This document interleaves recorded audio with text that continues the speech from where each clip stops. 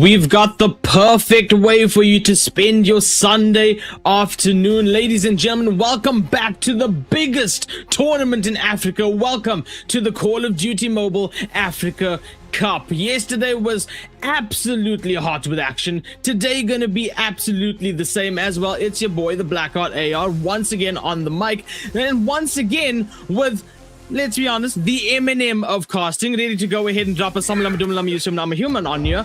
We've got Cal back in the hot seat, baby. What up, Cal? Hello, man. Yeah, that was quite epic. I've never had that introduction, so I think I'm gonna write that one down. Thank you very much. We're back.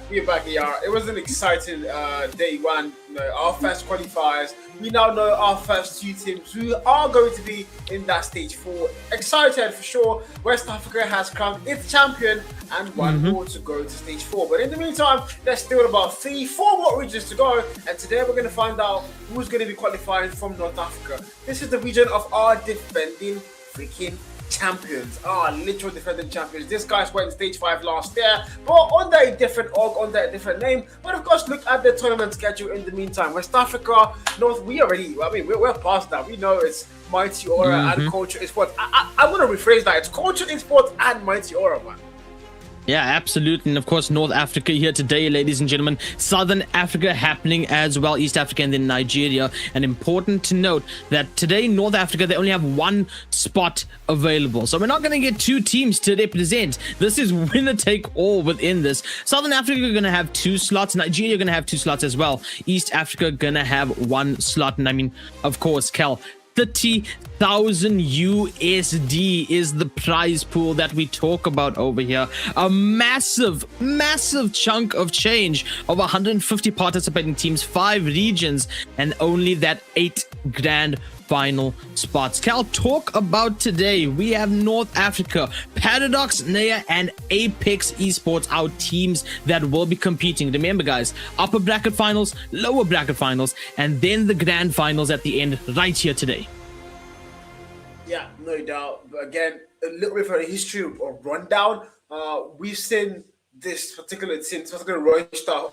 The currently are known as PDX. We've seen them before. We saw them the very first year. They were Instinct Gaming back then. They qualified. A couple of mishaps here and there. We had to get a different team represent them, and then that team also couldn't get a passport. So we fell back to Instinct, and they had to go to that stage 4. Last year we saw them again. Acom into the same as Beer Clan. They won the entire thing.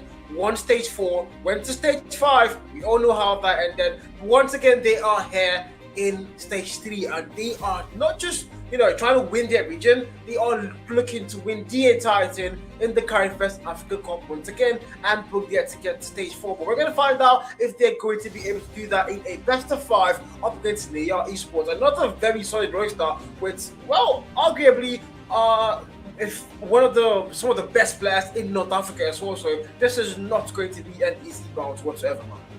And just like yesterday, we're starting out pretty much the same. Escucha vamos a la hacienda for our first map on Hardpoint. Then moving to Coastal for SND. Control going to be over on Crossroads. Crossroads combined on our 4th map. And then Tunisia on the 5th if we do need to go ahead and get to that point. Let's be honest, Cal. Yesterday, we got to go to the final map, a full-on best of 7, tied up all the way, and then utter domination at the end. Do you think we're going to see something similar here today? Or is it just going to be that pure domination that kind of we're expecting to see? Yeah, I'm going to consider the first question as rage bait. Yeah, I'm just going to consider that first question. No, definitely not. But I mean, to be fair, this is the top 3 teams. They made it here for a reason, so they definitely do have what it takes to go all the way. But at the same time, we're talking about our defending champions. These guys, they've been practicing the entire year. They've been able to hone their skills. This is what they've worked the entire year for, and they want not just to go to stage 4, they want to go to stage 5 once again. They've made that clear over and over again on the podcast, on different events. They've been playing EU competitions, NA competitions. They've been playing anything they can get their hands on. They've been playing that to practice. So I'm pretty sure PBX are one team everybody's going to have eyes on, and not just in the region of North Africa, but our South Africans, West Africans, Nigeria, everybody's going to be watching this one to see how PDX are going to fare. But again, like I did say, Naya Esports are a team that you want to have a little bit of, you really want to observe them. You can't fight those guys out. They have an amazing roster. And one of those players, of course, being Vpex, an OG player. We know that guy, he can instantly turn the game around. Heath is giving that a chance. So, yeah, it's going to come down to we want some more for sure. But in the meantime, if you're PDX, you look dominant. I'm saying 3-0. I'm saying 4-0. But again, yeah, that's just me. I might be wrong again. So hopefully we just go and see a sort of back and forth kind of game here on the North African qualifiers.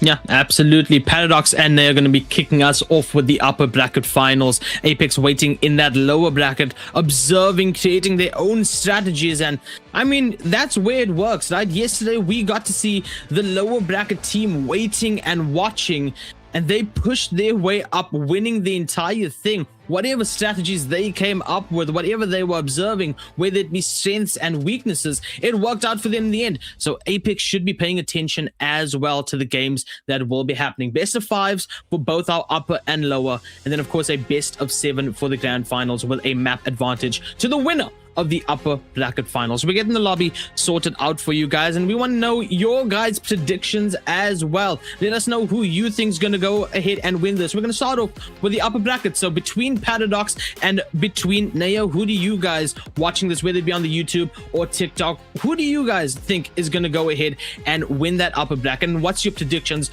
overall for the North Africa tournament?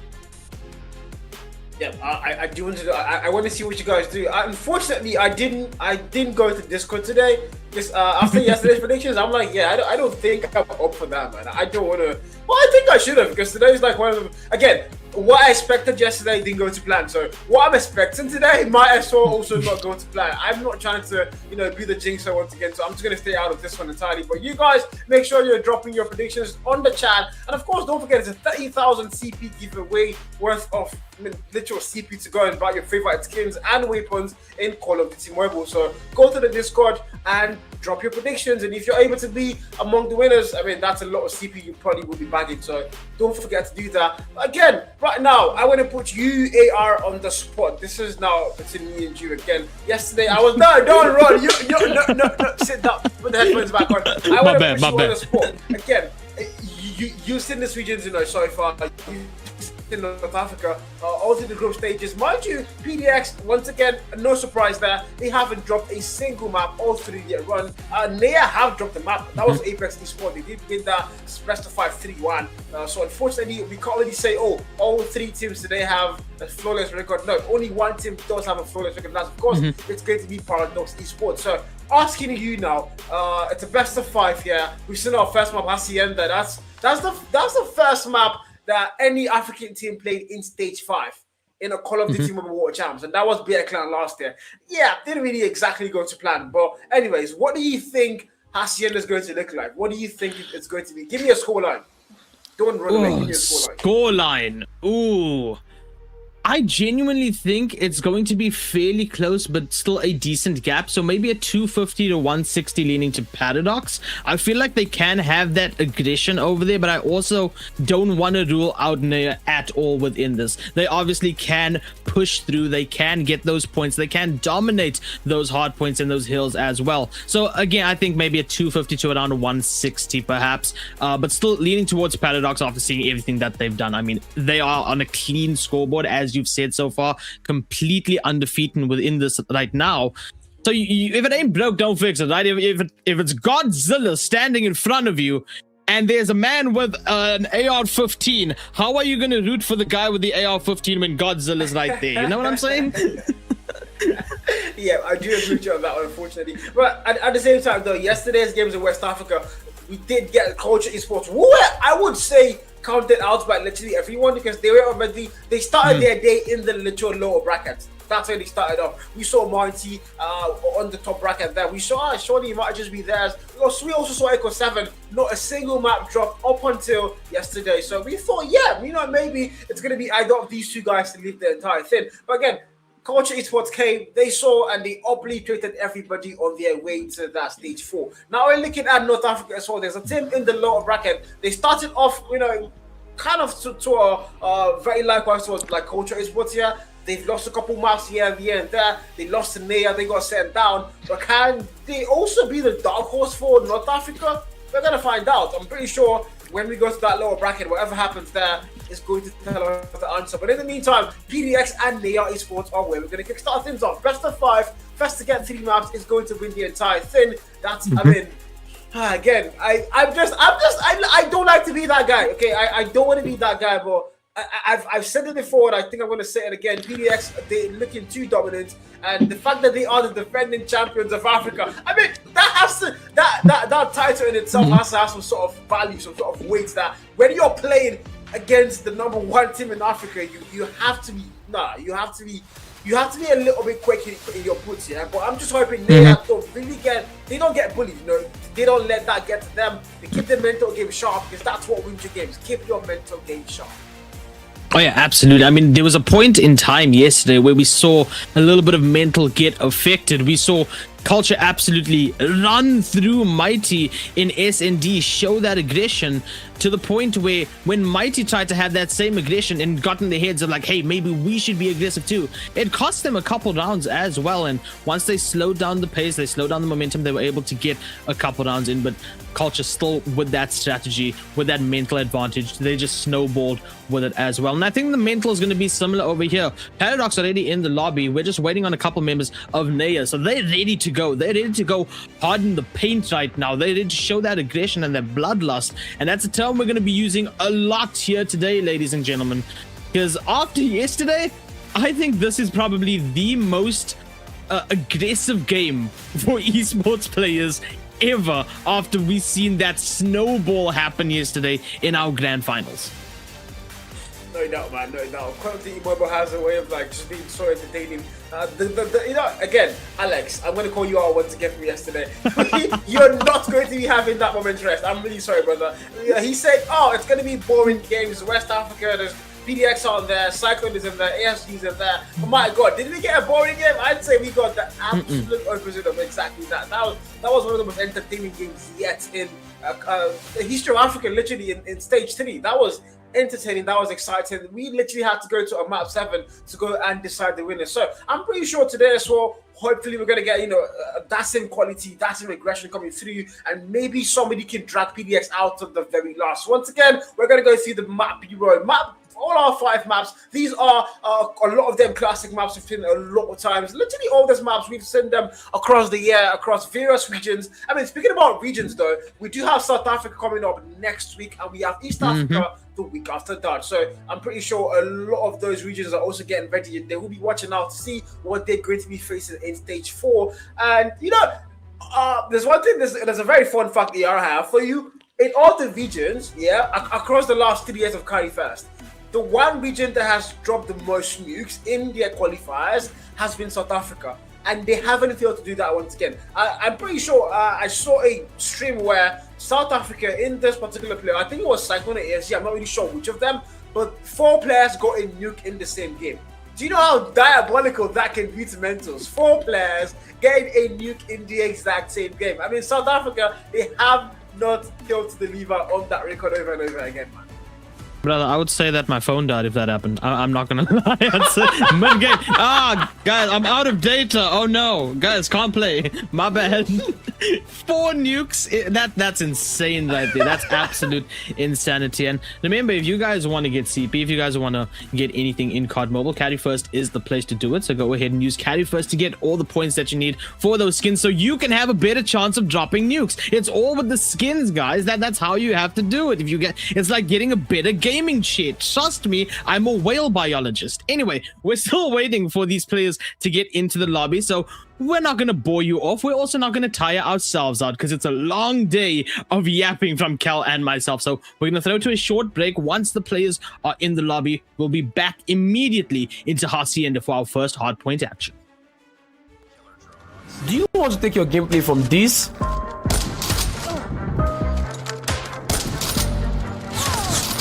to this?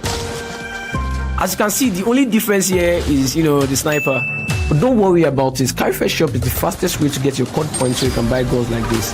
They are fast, reliable. You can use your OP, your pump play, anything. Very, very simple. Instant scored points straight to your account. 100% secure, no problems at all. Anybody's Qualifier shop today. Let's get it. Guy, nuke shot. Bust my head.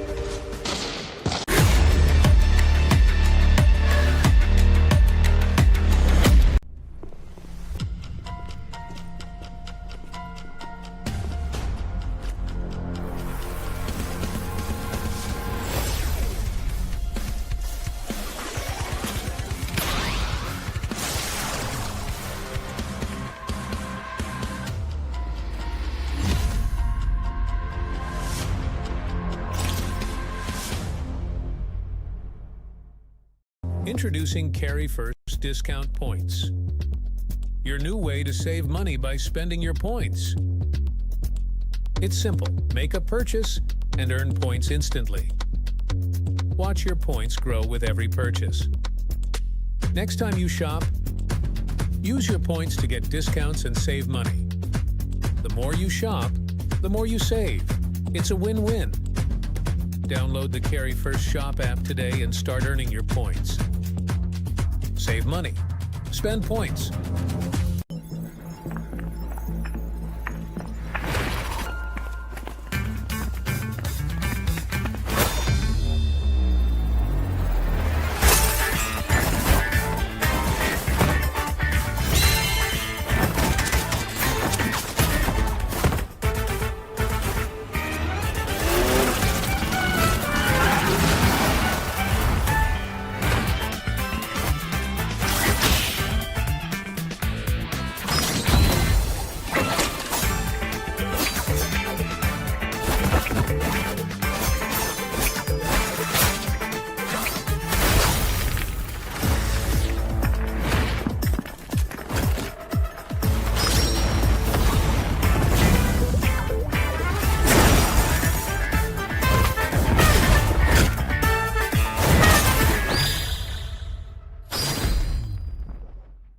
There's no way I'm beating this game. You can never beat me. I've been playing since season 1.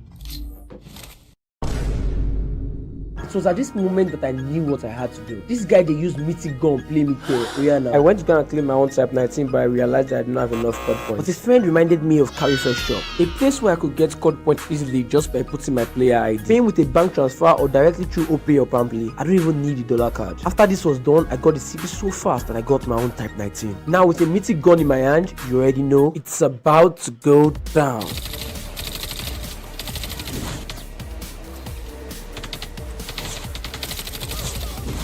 Moral lesson of the day: if anybody they stress you, get your CP from Qualifier shop. Let's go.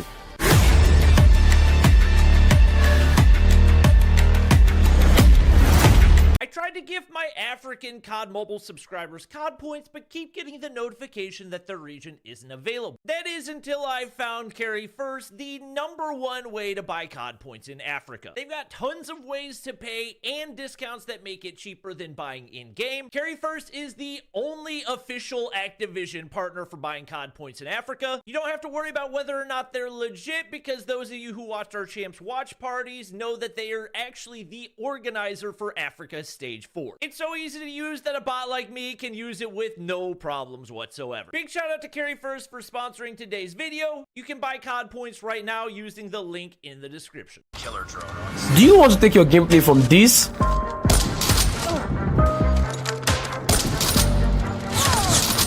to this?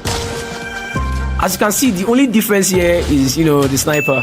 But don't worry about it. Qualifier shop is the fastest way to get your code points so you can buy guns like this. They are fast, reliable. You can use your OPay, your Pamply, anything. Very, very simple. Instant scored points straight to your account. 100% secure, no problems at all. Anybody's Qualifier shop today. Let's get it. Guy, nuke shot. Bust my head.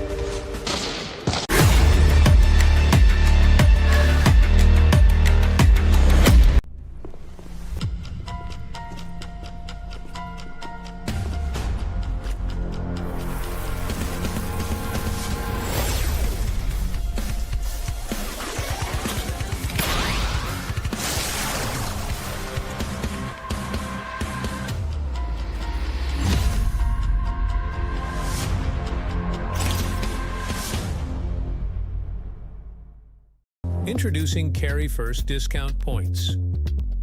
your new way to save money by spending your points. It's simple. Make a purchase and earn points instantly. Watch your points grow with every purchase.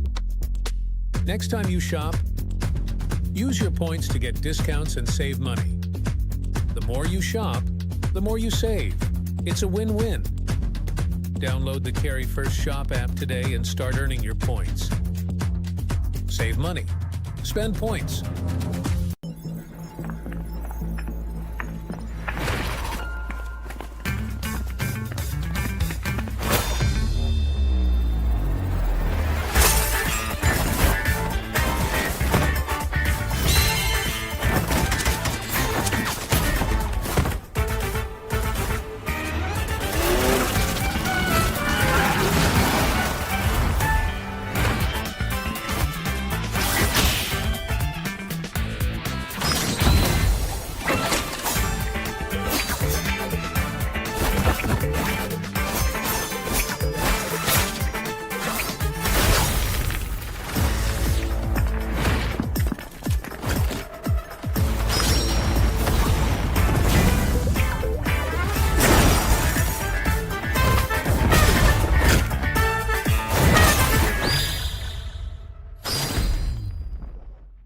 There's no way I'm beating this game. You can never beat me. I've been playing since season 1.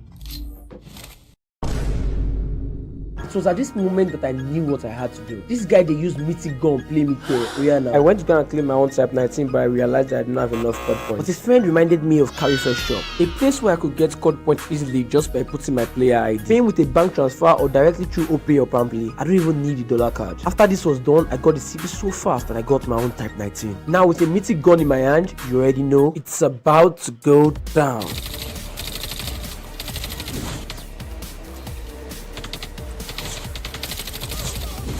Moral lesson of the day: if anybody they stress you, get your CP from Carry First Shop. Let's go.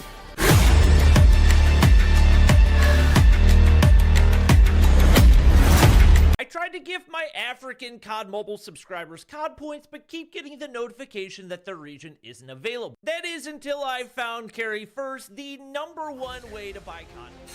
Hey guys, welcome back to the podcast. Hi, how are you guys doing? We've got a very interesting development in a story for you guys. Cal and I are absolutely both shocked with this, but Cal, I want to hear your reactions to that. Let the people know what's going on, man. Well, why do I have to be the bringer of bad news, bro? Come on, man. I already have so much so much problems around me, bro. Oh my god. Ah, man. If I do it, it feels like I'm Costa cursing. You know why he said welcome back to the podcast? So apparently, I don't think we're casting the game one, guys. We're actually, this was the podcast. Just talk about the game one and then move on to game 2. Because apparently, Naya Esports have forfeited the entire winners bracket finals. Probably due to player unavailability. But I mean, this is Championship Sunday. How do you tell me you had like the whole month, a week, whatever to prepare, guys? It really sucks, but it is what it is. So fortunately for Naya, they are going to fall down to the lower bracket without a fight, as they've gifted the one team in the event that doesn't need to be gifted maps. They just gifted their maps. Yeah, they don't need to be gifted, bro. Come on, guys. Do you think my comment of Godzilla was like struck fear into their hearts? Do you think that's what did it? It's honest, they are. Okay. I knew something was wrong. There had to be a reason. Why would you describe them as Godzilla? What now? How do you expect them in their right mind to go up against Godzilla? Look, man, if PDX was Godzilla, Naya could have been King Kong. We could have had the entire battle of monsters over here, man. But unfortunately, that's not going to happen. So, I believe they have 20 minutes to get their players on for that lower fine or the lower bracket.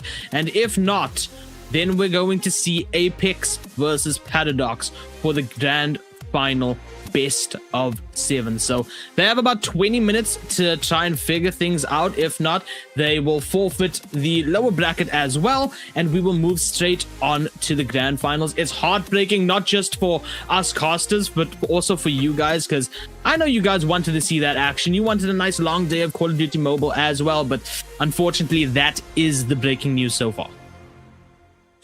Yeah, breaks my heart, but it kind of is what it is. And now, if you're PDX though, you just got an automatic qualification for the grand finals. They're not going to get any tests whatsoever right now from Nia, at least not for now, except they can go through the lower bracket run and re-qualify for the grand final. Hopefully this time, AR, my dear friend, doesn't call PDS Godzilla again, and they can actually play the grand finals. But yeah, in the meantime, it is what it is, guys. We're going to be going back to our intuition screen for a very short while, hopefully, so we can get the players in the lobby and get the party started. But we'll see you guys in a very short time. The kills have to work on out. 7 seconds. Merging. Holding that line.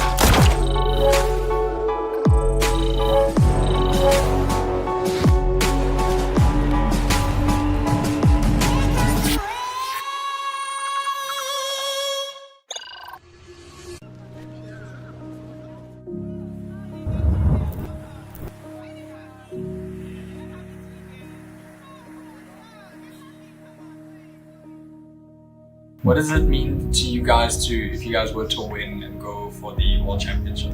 Oh, it will mean a lot. It really mean a lot. I feel like for me personally, it's a dream to actually play in the World Championships, and I'm gonna make sure I get there. Maybe not this year, but yeah, some year I will get there.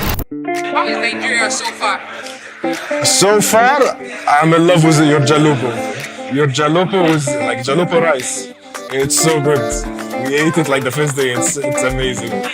The most exciting thing for me is when the players arrive from the airport and you get to see their reactions to being in a new country. Lots of these players don't usually go around, look around, see most of Africa. So for them, it's their first time even leaving the country. So for them to be in the bus, see Nigeria, see a different part of Africa, for me is my favorite part.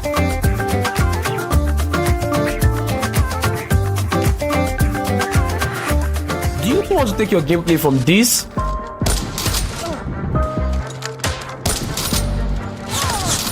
to this? As you can see, the only difference here is, the sniper. But don't worry about it. Qualifier Shop is the fastest way to get your code points so you can buy guns like this. They are fast, reliable, you can use your OP, your Pamphlet, anything. Very, very simple. Instant code points straight to your account. 100% secure, no problems at all. Anybody's Qualifier Shop today, let's get it. Yeah, nuke shot, bust my head.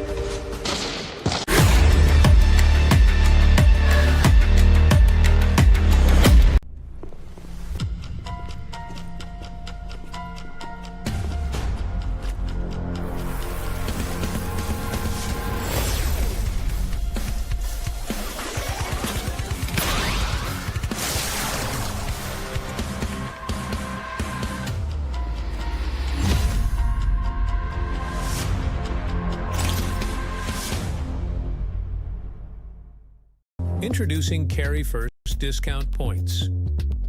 Your new way to save money by spending your points.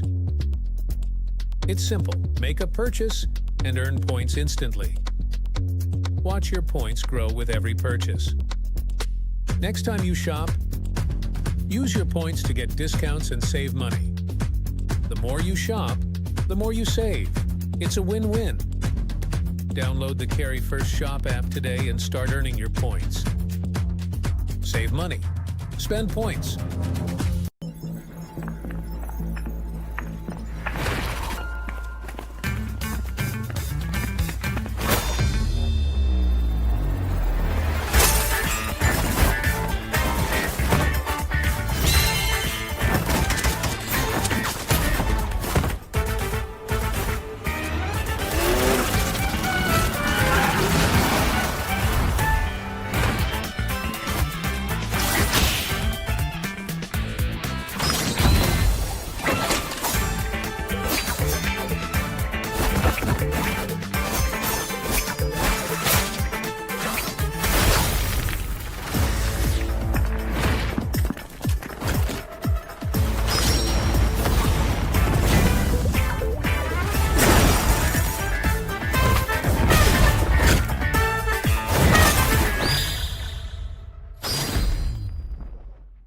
There's no way I'm beating this game. You can never beat me.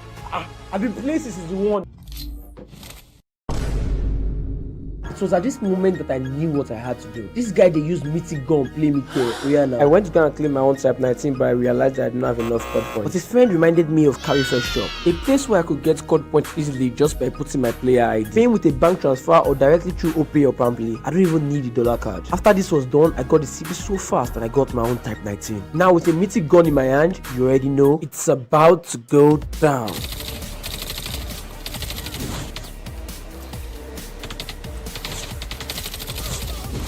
Moral lesson of the day: if anybody they stress you, get your CP from Qualifier shop. Let's go.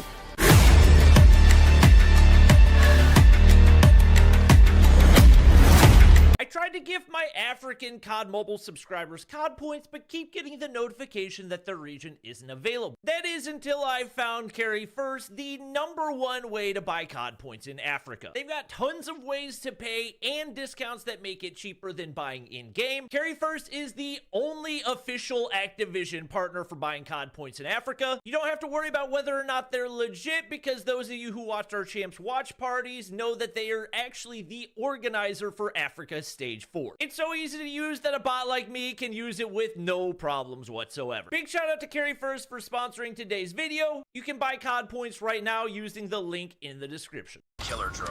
Do you want to take your gameplay from this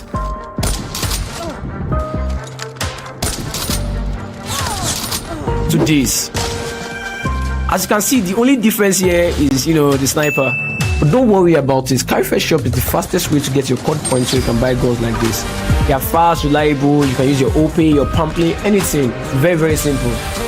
Instant code points straight to your account. 100% secure, no problems at all.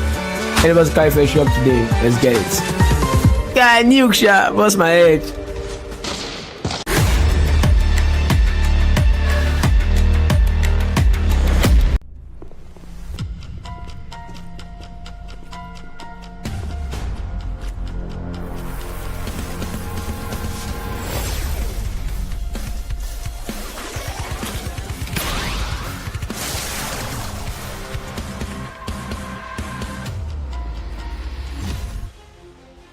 Look, guys, we don't want to leave you just waiting and looking at an intermission. If there's one thing we don't like, is that timer, okay? Can we go ahead and sign something to get rid of the timer, ladies and gentlemen? I'm so down for that. But we have overthrown broadcast. We have taken control, and we're here to bring you podcast part 2. We're going to stall a little bit of time over here. We're going to go over some of the stuff that happened yesterday, talk about some of the stuff that's happening very soon, and then hopefully we get to see Naya actually bring themselves to go ahead and battle Apex. So yeah, Cal, welcome to the podcast part 2. It's nice to have you. We're beating the official podcast right now. We are way ahead of the official podcast. That 27 the official podcast is right. A little bit of a comeback, but immediately guys, we've overtaken the show. We're now the podcast. For some reason, me and AR, I don't get it, guys. All the logic have overreading the system, so you guys might just want to be our subs or whatever, but we don't really care. In the meantime, like, podcast time, and yesterday was West Africa again. AR, we both casted that Gijo as well, aka Kyo. It was a very fun cast. I can see I enjoyed every moment of that cast. The gameplays were beautiful. Every single one of the 3 teams looked like they wanted to be in that stage 4, and of course they wanted that crown. But ultimately, we saw the underdog story, the ultimate underdog story happen. None of the teams in the upper bracket, none of the teams in the winners bracket, rather, were able to get that, that win, that championship, that throne, that crown. We saw Culture Esports, who started the day in the lower bracket, and the only team among the 3 that had already dropped maps before yesterday, and somehow they were in charge. They came, they saw, and they took that throne and made it theirs, man. Yeah, so what you guys are seeing right now is a compilation of the clips from yesterday. It's not in any particular order, so you'll see the names of the teams change from time to time over there. But yeah, we started off hot and heavy with E7 against Mighty Order, and I mean, Cal, Echo 7 came out of the gate with everything that they had. Of course, we started off on Hacienda Hardpoint, and E7 won that 250 to 194. I mean, you and I both shocked over there at the domination that E7 had to start off the day. But then, of course, Mighty Order, they came back, they kicked back They kicked down the door to that grand finals, and then they won that 3 maps in a row. SND 9-5, Control a clean 3-0, and then our second hard point was such a close one, Cal. They played it out like it was TDM. 250 to 232 was the final score. Oh God, man, those are really exciting scores to listen to. And I mean, you calling the scores just reminds me how close the games were. It wasn't a brush up. Maybe the SMDs always saw 9-4 score lines 3 times, I think. That side, all the games were really close. You know, it was. Both teams wanted to get that map in their favor, but ultimately one team just said, "Oh, when we get the chance, we're going to make the entire thing ours," and that's exactly what happened. But everybody wanted that stage 4. Everybody wanted, that crown, that throne. Unfortunately, one of those teams out of 3 was not able to qualify for stage 4, being Echo 7, arguably the number 1 team in Ghana. But I think now it's safe to go and say Culture Esports are the number 1 team in Ghana. No questions asked. They're not even the number 1 team just in Ghana. They're the number 1 team in the entirety of West Africa. But can they be the number 1 team in Africa? We're going to find out when we get to stage 4. In the meantime, today's North Africa, so we'll wait to see what the North Africans are going to have for us. But again, going back to West Africa, players to actually talk about. There are a lot of star players yesterday, and when we saw that substitution for Rick's rather when he came in, we thought, this was a super sub. We thought this was the guy that was going to change it all and give them the dominance they probably had. But we liked. No, you liked. You liked. It wasn't me. No, don't you dare pretend. It wasn't me. You said it first. It wasn't me.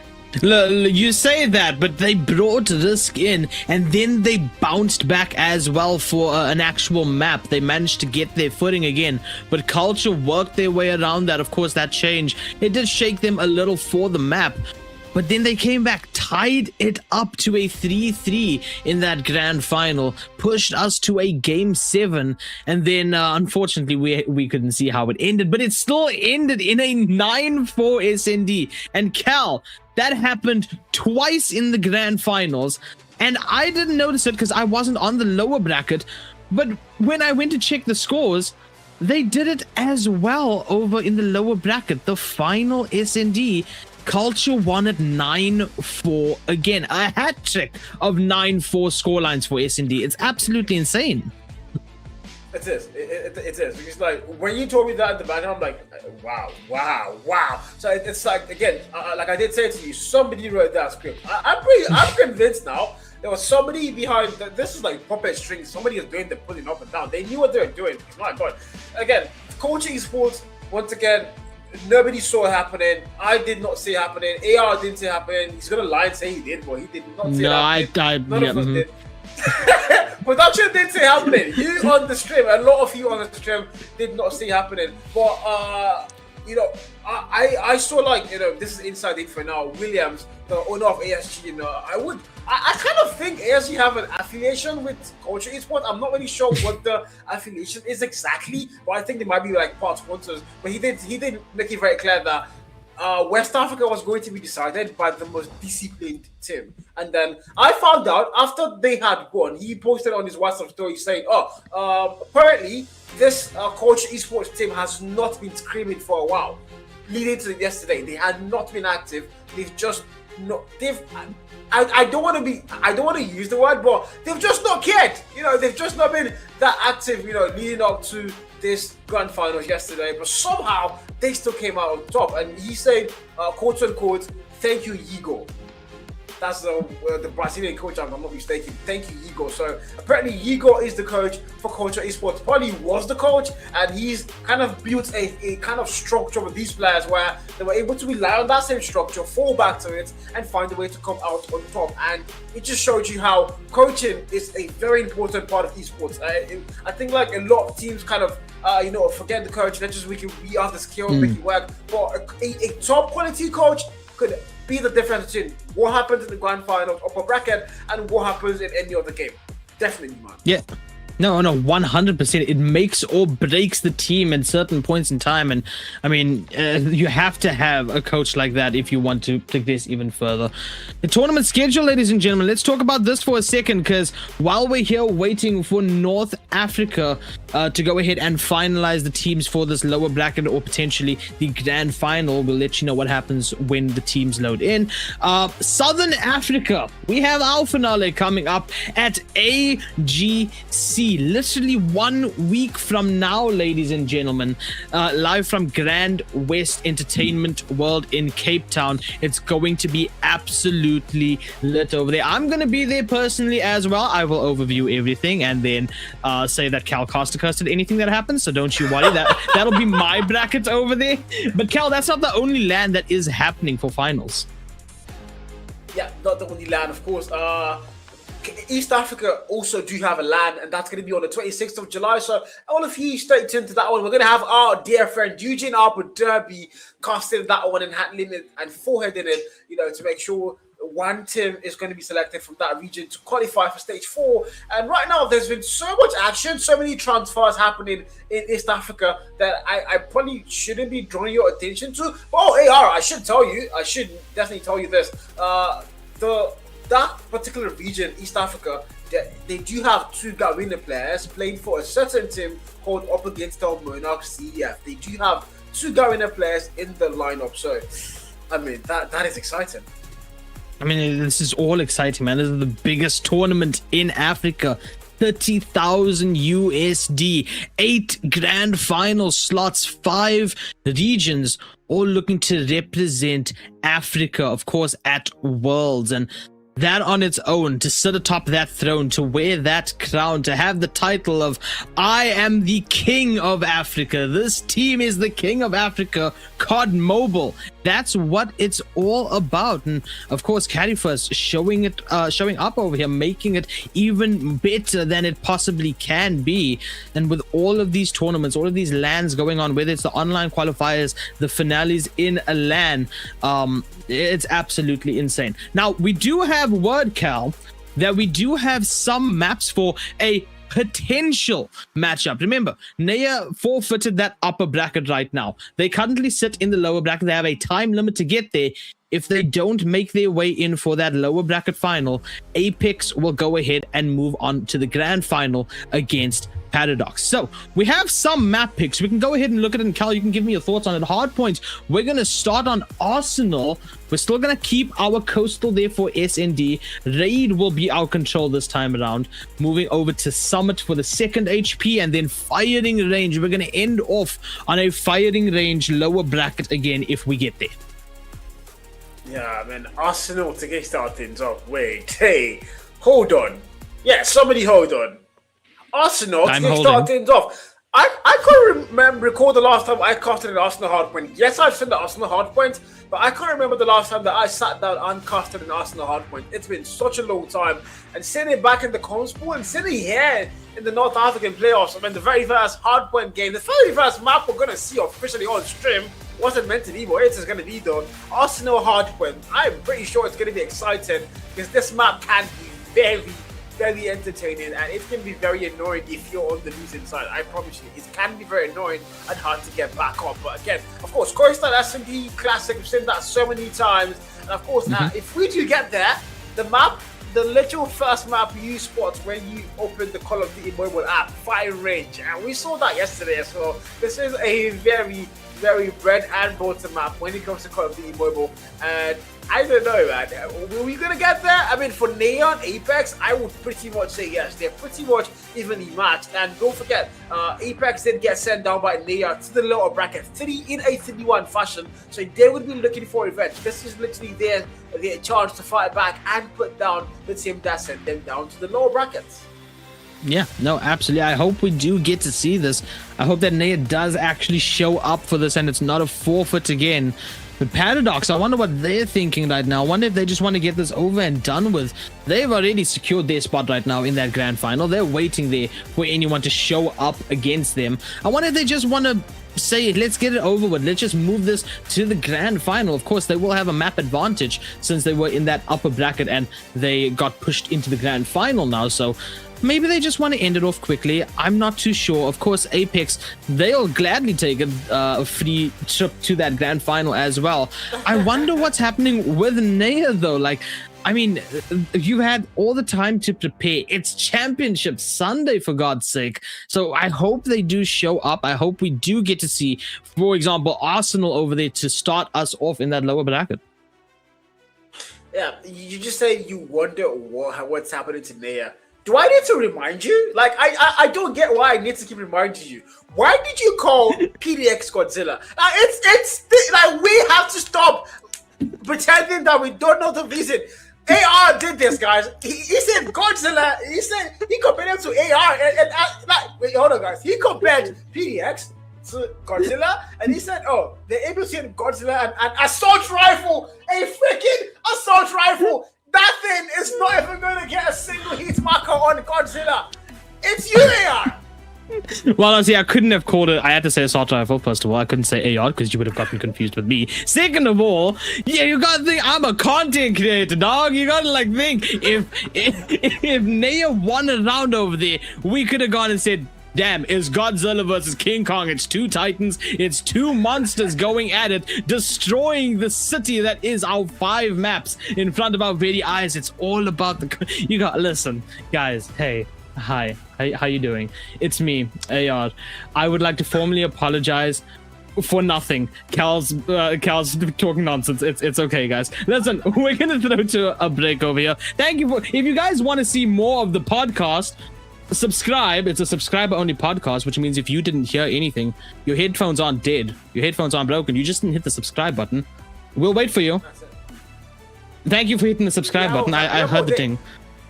I'm pretty we have all day. Probably we have all day, but I think we do have all day. Until these players decide they want to get into the late lobby and start the game, me and AR, you're going to be seeing a lot of our faces. We have all the entire day, so make sure you hit that subscribe button. If you're watching on TikTok, hit the follow button. Make sure you stay tuned, and you know, again, drop your predictions. If you want to stand a chance to win 30, rather be a part, because not one person is getting that 30k CP, guys. You're not a thief, are you?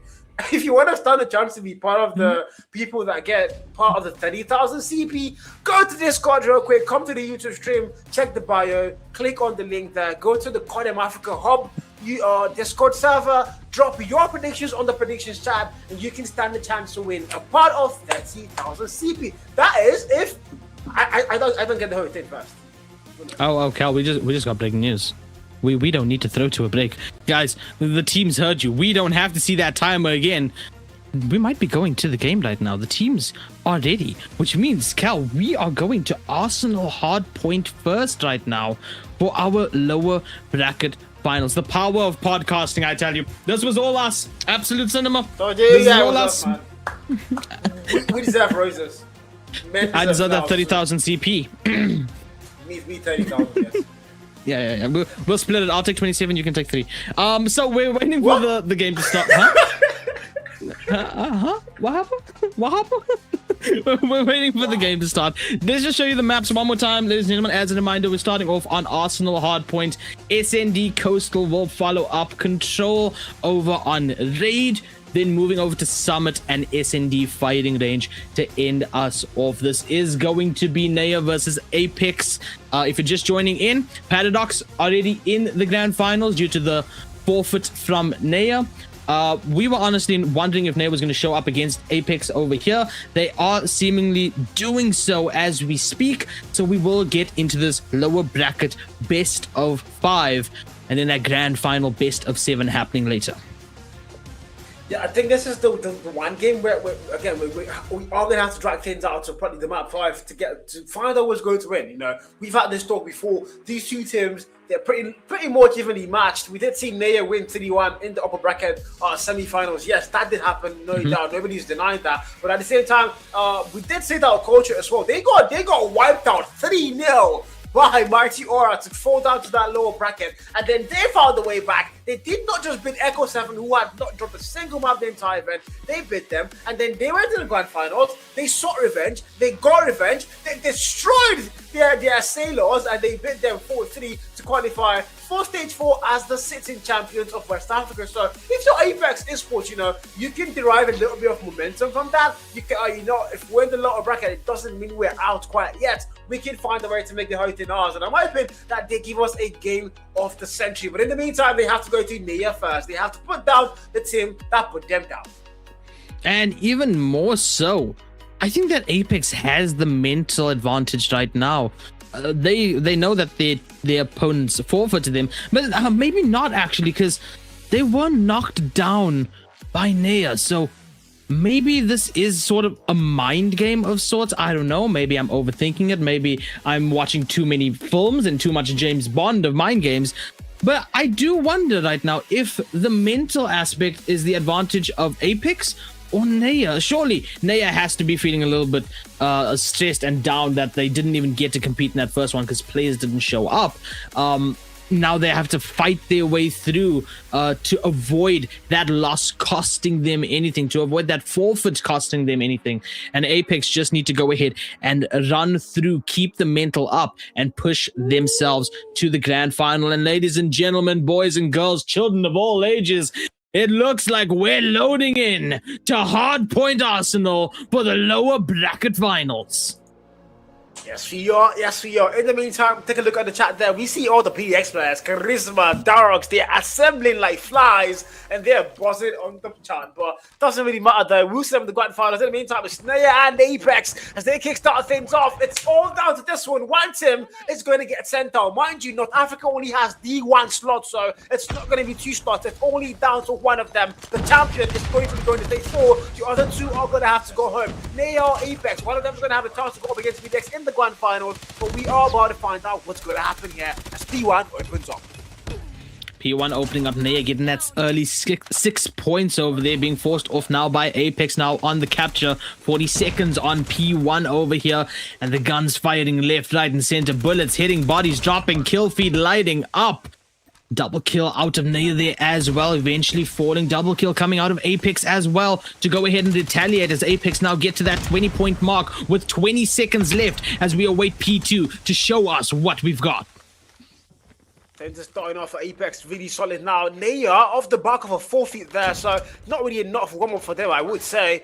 Not the best they start the game for sure. Now they do have mentors, probably in the very bad spot. They have to find a way back for sure with their mentors. Apex Esports are going to kickstart things off pretty well. P1 is going to be theirs. Now we need to start making our way towards that P2. Who's going to get there first? Eventually, we're going to find out. 29 and 14 on the board and on the clock right now. If you're Nea, there's so much to come back from and come back for, because you need to find a way to go to that grand finals. You've beat these guys before. Can you beat them again? As P2 opens up, Nea are going to get there first. Contest for a brief moment, but it doesn't ultimately matter. Nea are going to win majority of the gunfights and hold the hill time down. Cal keeping in the excitement over there. A couple smokes getting popped over on P2. Nades now flying over as well, and the contest coming through. Nea still going to be holding down that point for just a second. Now finally forced off by Apex. 30 seconds left on this one as Apex breaks the 40-point mark. Nea still down 20 points right now. And contesting all you want is not going to get you as much points as you possibly can. Now they actually go ahead and get as much as they possibly can. But with the time dwindling down, ticking away, and P3 about to pop up, the scoreline's going to be looking at a 50-29 advantage Apex Esports. This is it, man. They started well. They started strong. They started solid. That's the word.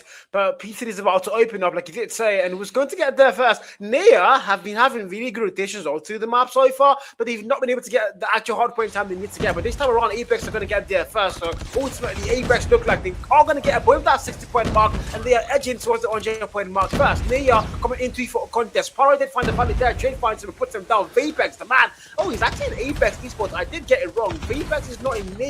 He's playing for the Apex Esports roster, and now the war machine gets popped out. Double kill found. Smokes are going to get thrown. I love smokes, Chan. I love those smokes. 2 war machines now out to play. The Sufyan looking like the better war machine, able to put all 3 players down, and 69-35 as Nea off by, and they're going to get that break. 69-40, quite nice of a scoreline right now, and it's Apex getting back on the point for the last 20 seconds over here, waiting for P4 to go ahead and pop. And the thing that I'm noticing about Naya is they're getting to the point early, they're running through, they're getting their kills, but it's instantly getting traded out. There's not a lot of double kills, as a double kill pops through over there. Apex managing to go ahead and play more as an immovable object, as a wall in front of Naya, and blocking them off as a unit, getting those kills, wiping out the team, and then getting that points. But Naya managing to go ahead and get a 48 over there on P3 as we now move over to P4, and Apex already on it and holding it down. You can see on that minimap right now, 4 players from Naya rushing in, one of them getting taken out, 2, 3 of them, we're counting with Apex as we approach the 100-point mark.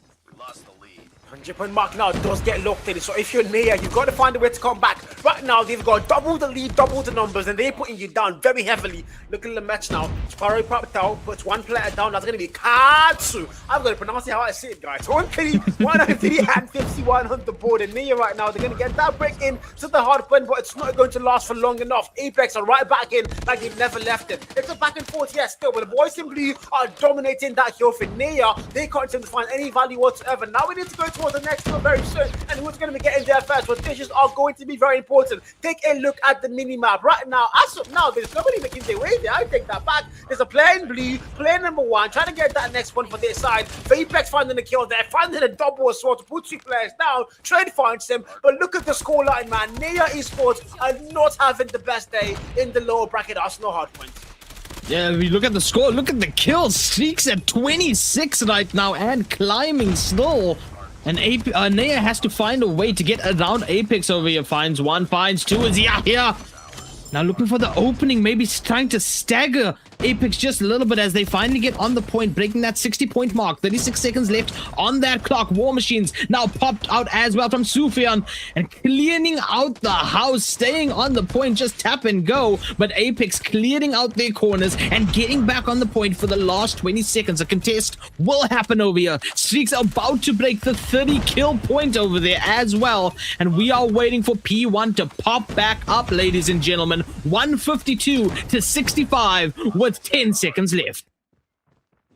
The score gap now definitely double. You can't deny that. Double and counted, by the way, not just double. But P4 expires. We're going to eventually go back to a P1 where things all start, ironically, is where we're making our way right back to. In the meantime, Apex have completely dominated the first round of rotations. That's exactly what you want them to go and do if they want to go and get that revenge after they so badly need. Here we go. War Machine popped out. Tempest popped out. They both get annihilated. Now Operator skills are being put to waste. That can't be a good sign. They're getting a little bit too desperate. They've got the lead, but they can't afford to get comfortable. P1 opens up, 42 more on the clock, back and forth in shoes. Elga 7-head finds a double kill there, Jin puts him down. The boys in blue are not going to overtake that point. Sparrow now popped out. It's a 5v4!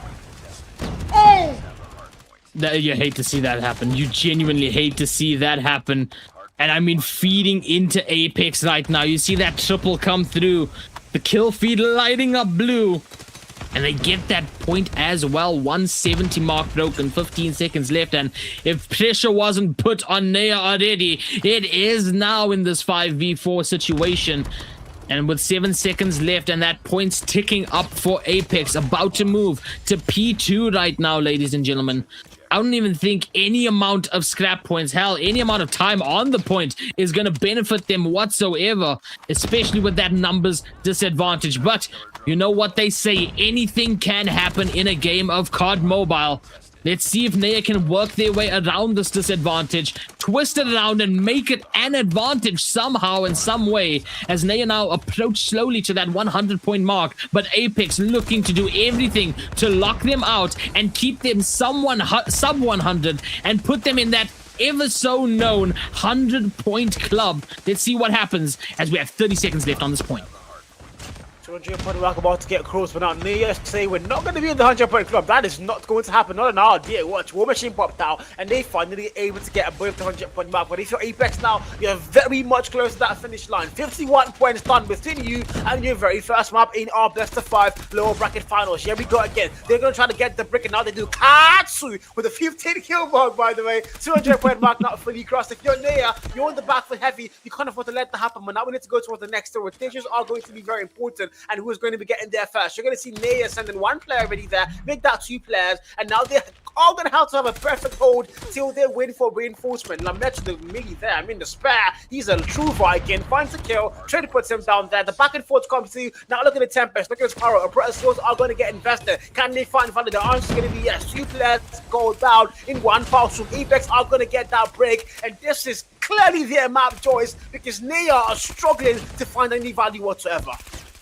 I mean, yeah, struggling so much with that one player down as well. But even so, Mech over there, 36 kills, trying to keep up with streaks. But, I mean, Katsu with that equalizer. Got a copy. Going through every member so far. And the 4 members left over here for Naya. And 10 seconds is all that's needed for Apex over here. And even a War Machine to go ahead and close this out. Wrap it up. GG's first hard points going over to Apex.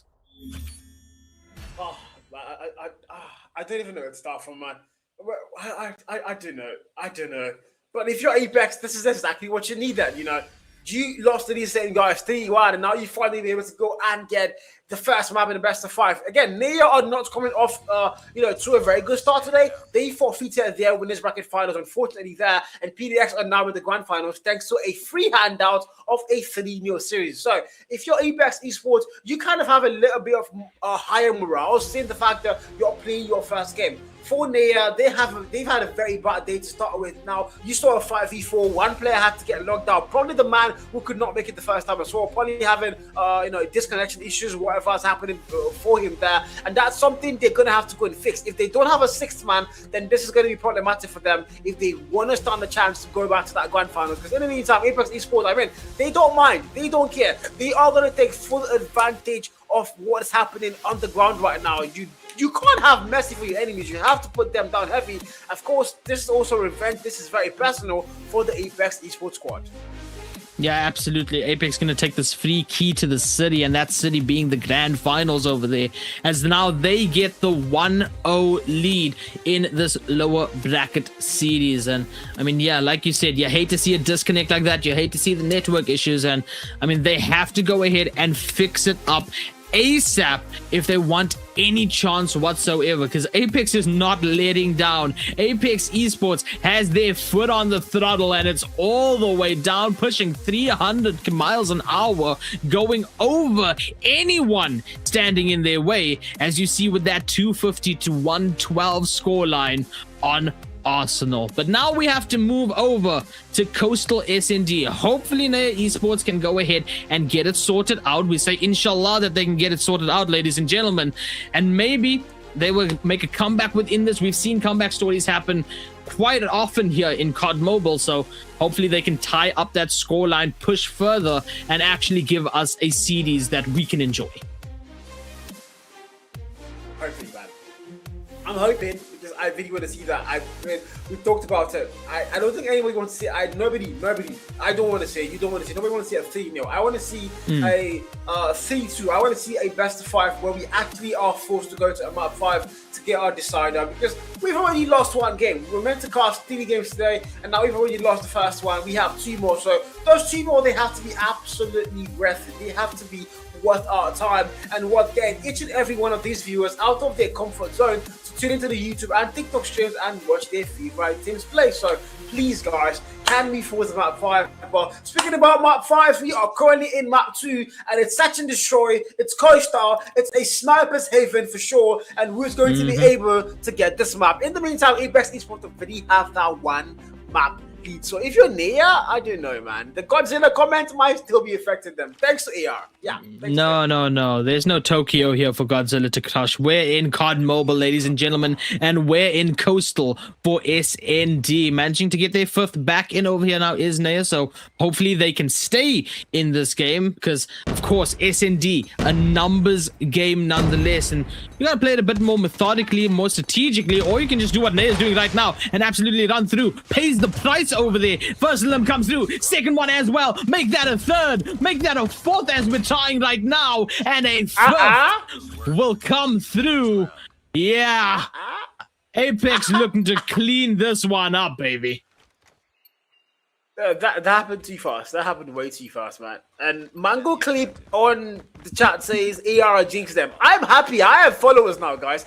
AR, I'm not the only person seeing it, guys. Everybody knows it. It was AR's fault. We can't even lie about it. But in the meantime, Apex are going to kickstart SMD off on a very solid note. The first round claimed, look at this thing being made. Oh, they come through! It's a double sniper. That's a literal collateral. 2 players full. Lamech able to get one for the trade now, but it doesn't really matter. It's still a 4v3. Numbers are locked in. Strings gets put down. Vipmex fights one. 3v2 once again. The shotgun is going to go a bit. Katsu on the 2-kill mark. And if you're near now, you don't have numbers to work with, and you're going to put the bomb down fast.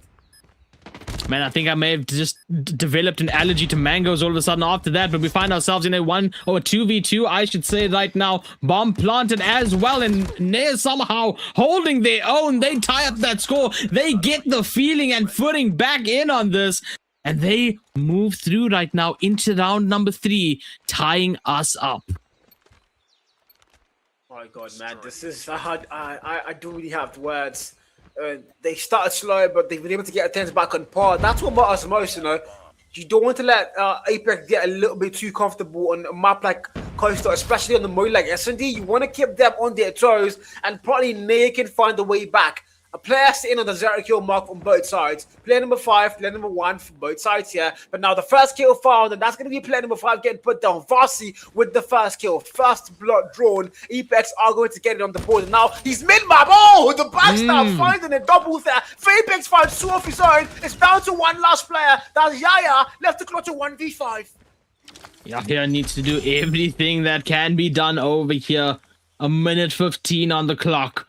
4 opposing you, 4 gonna peek you at the same time, and that score going up to 2 for Apex. Apex looking to just go ahead and run through this right now. They staggered a little bit over there, and that previous round where Nea actually tied it up was an extremely close round nonetheless. Let's see what can happen over here in round number 4. Remember, ladies and gentlemen, it's 1st to 9 over in SND.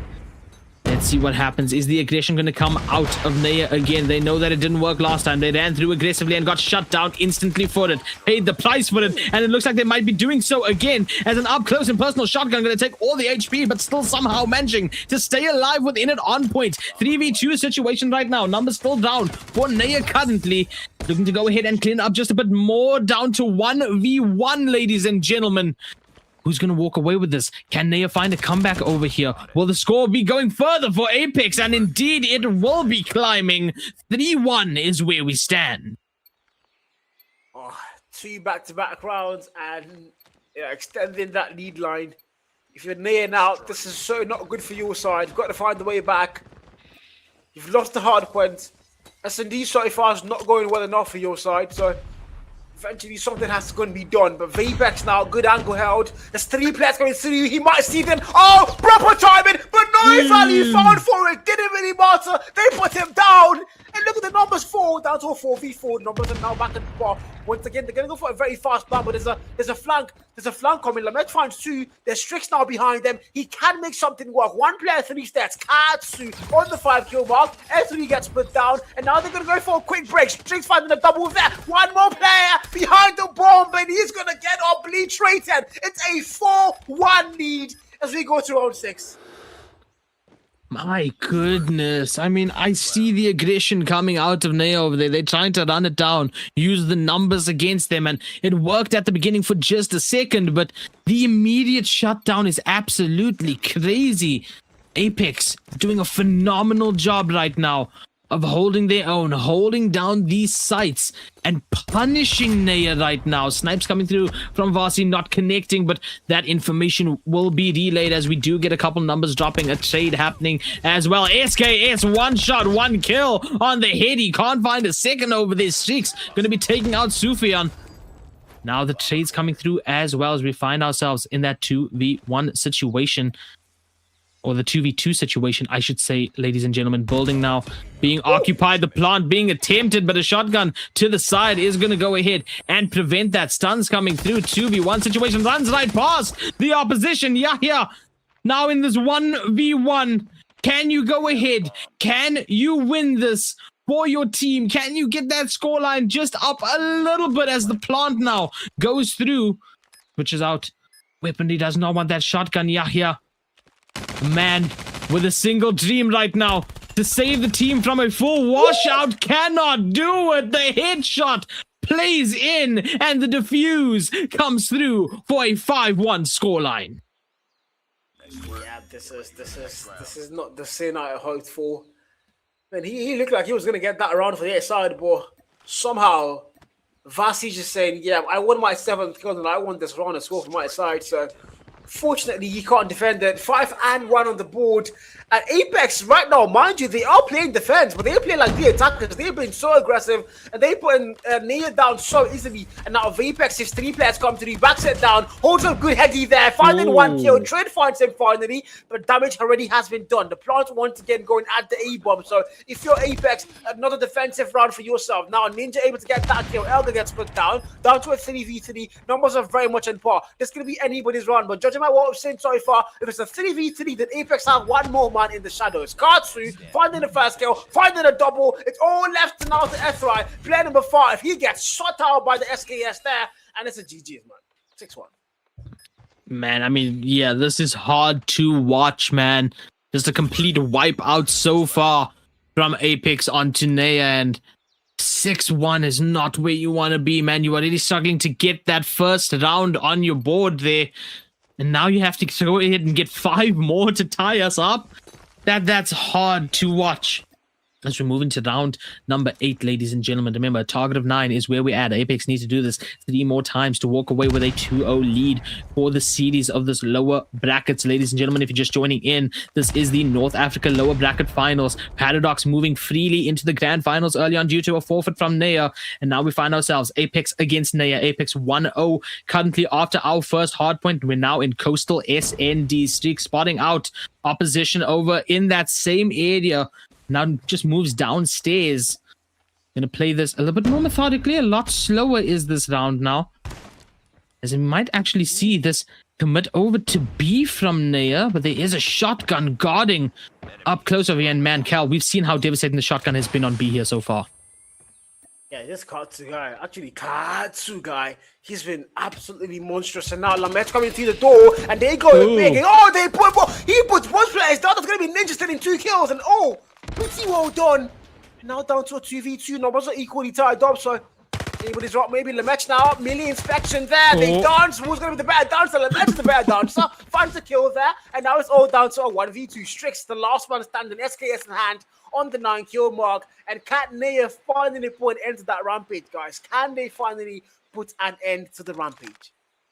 30 seconds is all that remains on that clock right now, and Apex just trying to last out that time. You can see waiting by the bomb. Here's the step, sees the slide, comes through, shots come through, with the SKS takes us down to that 1v1. Streaks on that 10 kills right now as well. Plant will be going down over on A, so that timer now going to be reversed. Pressure now put onto Apex, but how can you say pressure when they have a 5-round lead?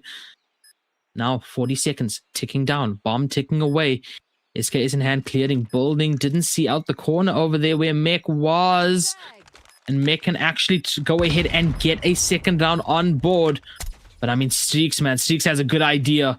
Has that vision of where opposition may be. Looking to go ahead, tap that defuse right now. Holding it, shots coming through to try to get Streaks off.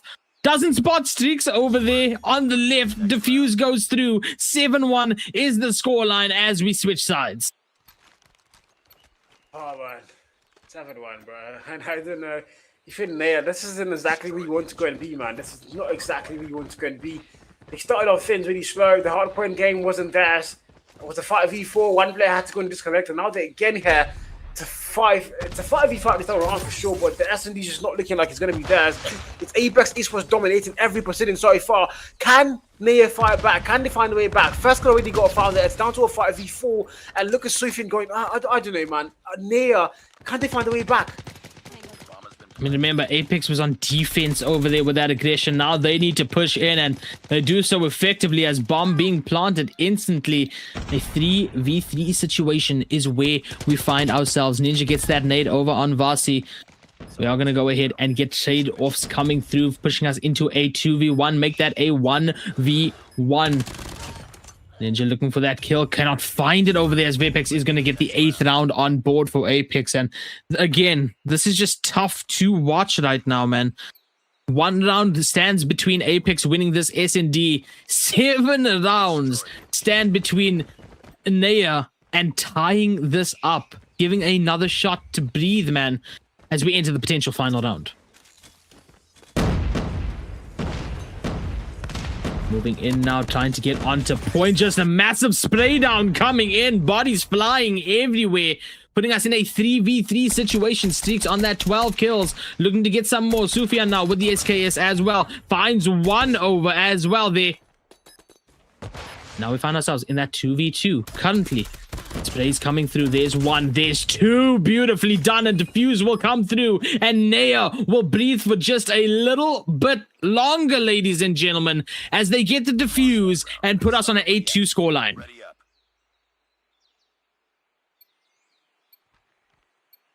Man, oh man, what a game it's been so far. 8-2, 6-round difference, and 1 round between Apex and going through with a 2-0 scoreline right now, ladies and gentlemen. As the nades now popping through. Not finding any damages as of yet. Stuns now coming in as well. Katsu going to be trying to push in with the shotgun. Opts out to go down the stairs and gets caught out for that. And Apex right now dwindling down in numbers. Defense being there. Still healthy on all 5 members. As they look right now to go ahead and clean up a bit. Breathe and survive just a bit longer. Rotate coming in over to B from Apex on the attack. But there is a defense. Ninja right now finds 1. Looks for a second. Does get the second over there. And we're down to 1 player left over on Apex. A 1v4 is what stands here right now for Vasi. Can it be done? 4 members of Naya clean it up. And they are snowballing slowly but surely. Getting a 3rd round on their back.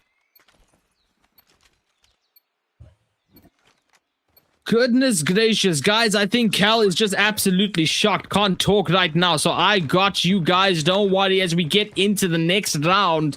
They are finding their way currently to get back into this fray. SKS is mid everywhere you look right now, and bodies dropping as well. Numbers dropping for Naya right now. 3 members left in a 3v1. Apex dwindling so quickly, but still manages to go ahead. Get 1 of the 3. Now in a 1v2 situation. Streaks looking to go ahead and keep that kill streaks going. 1v1. Can it be done? Can it end off right here? Can Streaks get that 15 kills and end this SND right now? Will Naya, will Earthly finally get this kill over here? Push us to that 8-4 scoreline. Keep this going a little bit longer. 3 seconds on that timer. Plant looking to be made over here over on A. Will in fact be started, will in fact be completed. And now Earthly has all the pressure on them. 40 seconds and a rotate needs to be made over to A. You can see just trying to wallbang with the sniper. It has the bell as the secondary and 30 seconds left. Needs to get over there very quickly. Needs to clean up this round as quickly as possible. Streaks down low playing stairs.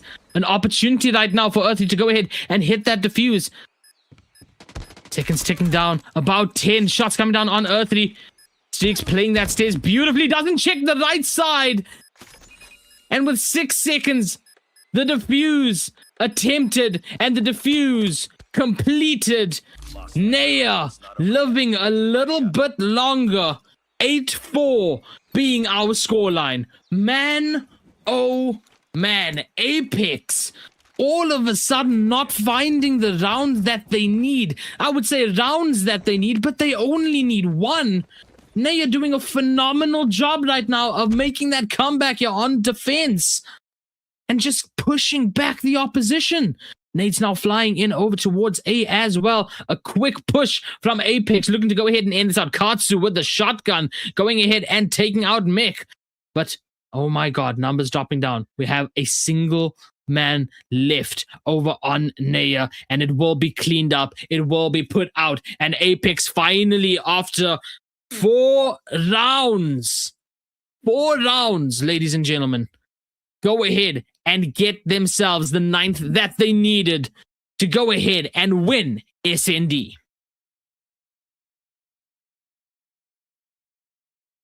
Ladies and gentlemen, Cal is having a few connection issues to the call, so you will be hearing my dumb voice for a little bit longer. Apex getting a 2-0 right now on that scoreboard, and it took a while to do so. We can admit that. It took quite a while to do so. They were snowboarding, they were steamrolling, and eventually, somewhere along the line, Naya just flipped the switch. They had their defense, and how do we get to a 9-4 SND scoreline again? That is insanity. This is like the 4th time we've seen it this weekend, ladies and gentlemen. But there's some of the highlights that we see. This was the steamrolling that Apex just had. 3-1, and as they tried to go ahead and do everything that they could, Naya just kept getting wiped out. And somewhere along the line, when it mattered the most, with 1 round left, Naya managed to go ahead and lock in for just a bit. And we all thought that it was doable. We thought that they would do so. We thought they would keep those rounds going. But alas, Apex decided to go ahead and flip the switch of locking in as well. And they win the SND. So now, ladies and gentlemen, we are on match point. 2-0 is where we are. But guys, we're going to try to fix Cal's network issues over here, the connection issues. We're going to throw to a short break so we can get your favorite yapper back online. And then we will head over to Raid Control and what could potentially be the last map for the lower bracket finals.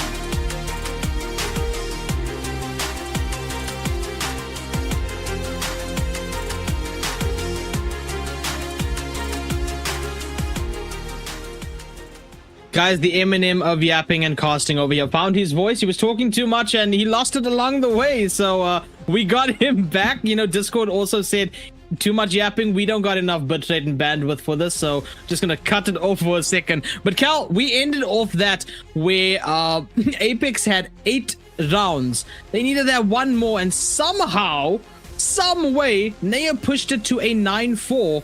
And Apex, again, getting a 9-4 victory over there. 4th time in a row for the weekend, by the way. A 9-4 scoreline on SND.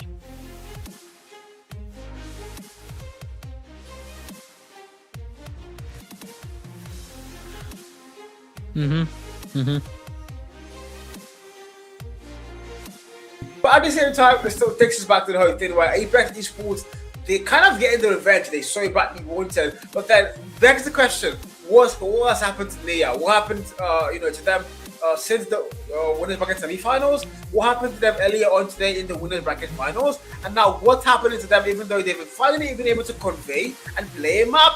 They've played 2 and they've lost both those maps convincingly, by the way. It's literally been Apex dominated them. They've not been able to fight back. They've not been able to shoot back. So the question is, what exactly is the problem? I want to ask, you want to ask, but Apex, they don't really mind. They don't really care. This is an opportunity that comes but once, and they're going to take it and make the most of it. And that's exactly what they're doing. As we now go to what might be our final map in a best of 5. Map 3 loads in, control on ring.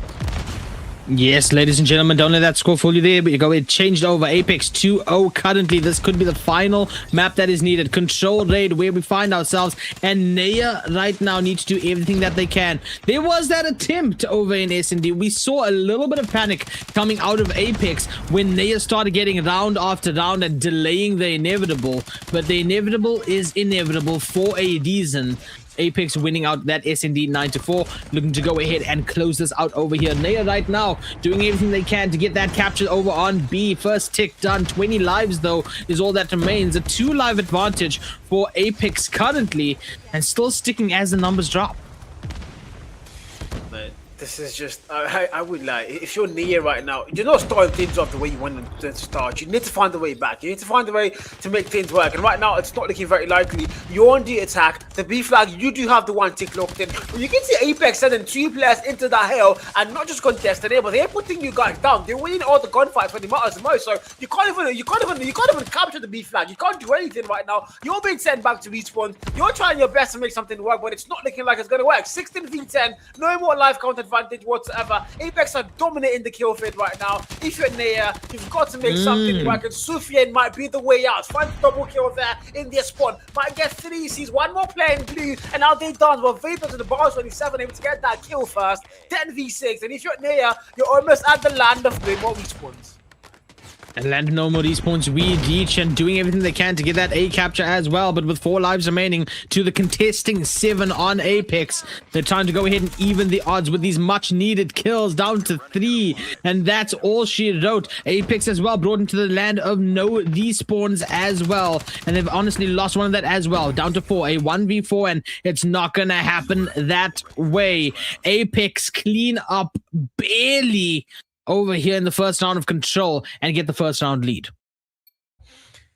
Okay, yeah, not a lot of surprises there now, is there, man? I mean, Naya just haven't had the whole evening, the whole afternoon, maybe, wherever you're watching this from. It's currently about 3:25 p.m. in West Africa, about 4:25 in South Africa. I don't know where you guys are watching this from, but in the meantime, man, Naya are getting it handed to them so badly. 30 and 27 on the board, and Apex are going to start round 2 off in a solid manner once again. Katsu, the player to watch out for. He's been dominant so far in all 3 maps. But look at Strix on the 11 kill mark and counting. Now a spawn trap already happening, and this is literally Apex getting that flag capture. 2 ticks on the B flag already locked in. They're even overextending all the way to the spawn of Naya. So B flag, easy capture, it might just be, and it's a Tempest now. Oh, okay, you know what?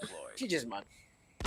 Yeah, there's literally nothing we can say about this. 23-16, 2 ticks over on B, an attempt so long over on A, and a Tempest in Streak's hand as well.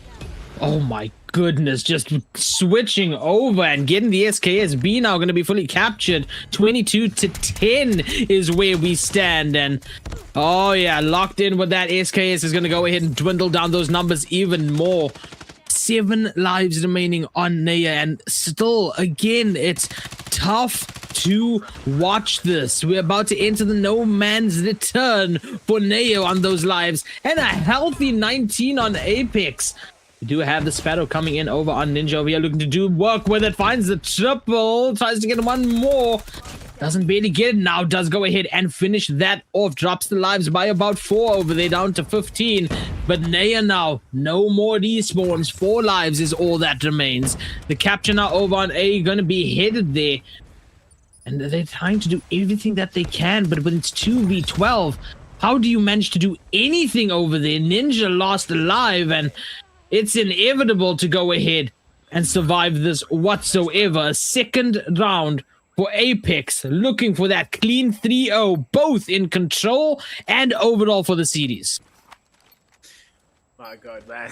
This is not what I thought. This is not what I thought I was going to have to cast. This is not what I expected to happen, especially not in a region like North Africa. I expected the top team to be a lot more closer than they are currently. I mean, PDX, yeah, clearly an outlier, but everybody else had to be, closer level and skill grab. Mind you, Naya have defeated this same Apex Esports 3-1 in the past, but right now, Apex look like a whole different animal.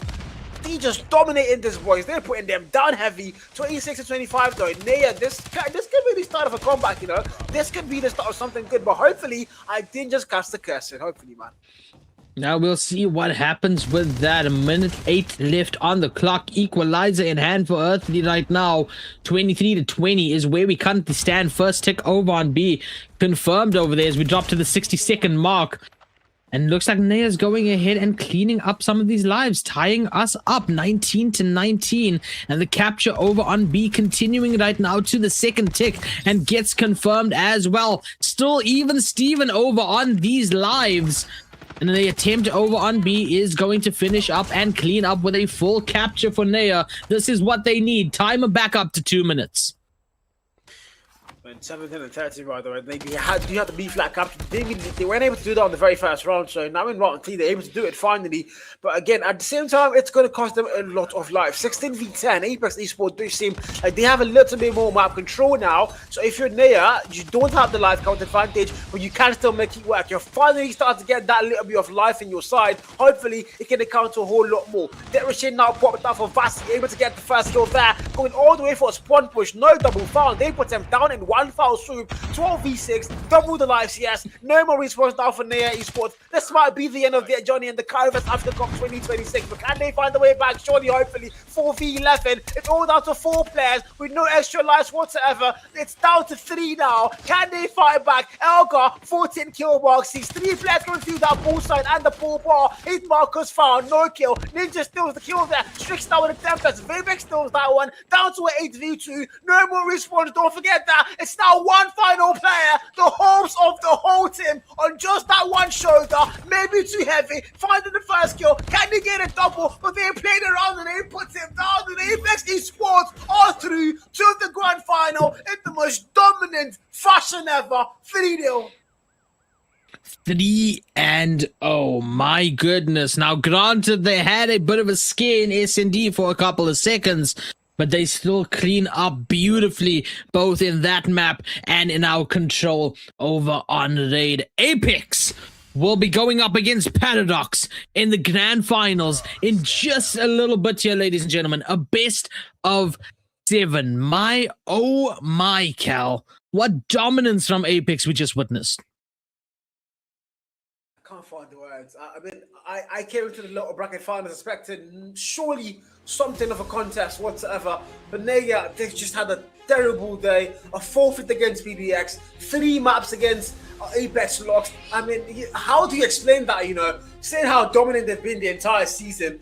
The first map they dropped this was to Apex Esports. That was a 3-1 win. I mean, 3-1 win. Put that into perspective. 3-1 win in the best of 5 in that winners bracket semi-final. That was them. What happened? What changed? How do you explain?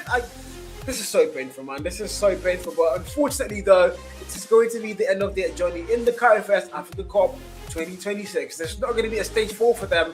Stage 3 is where we see them last. And yeah, congrats Apex. They're in the grand finals.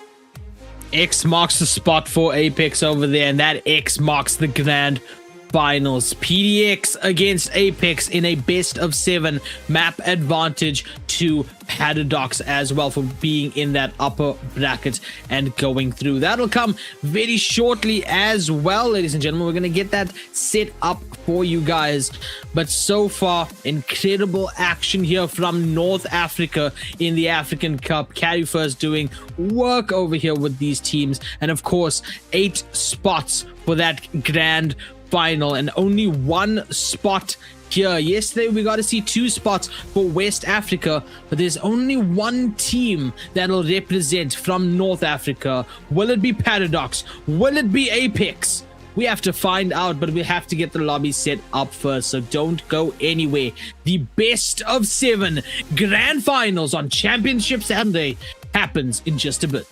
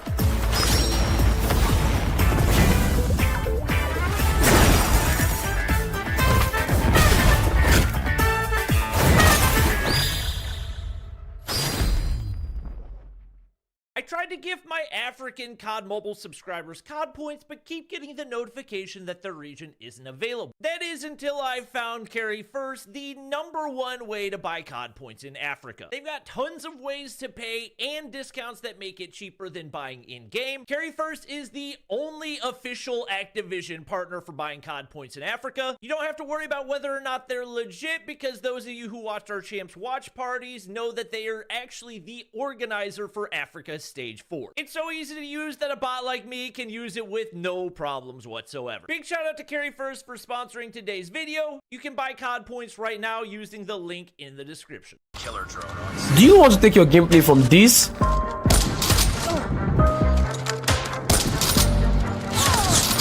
to this? As you can see, the only difference here is, the sniper. But don't worry about this. Qualifier Shop is the fastest way to get your COD points so you can buy guns like this. They are fast, reliable.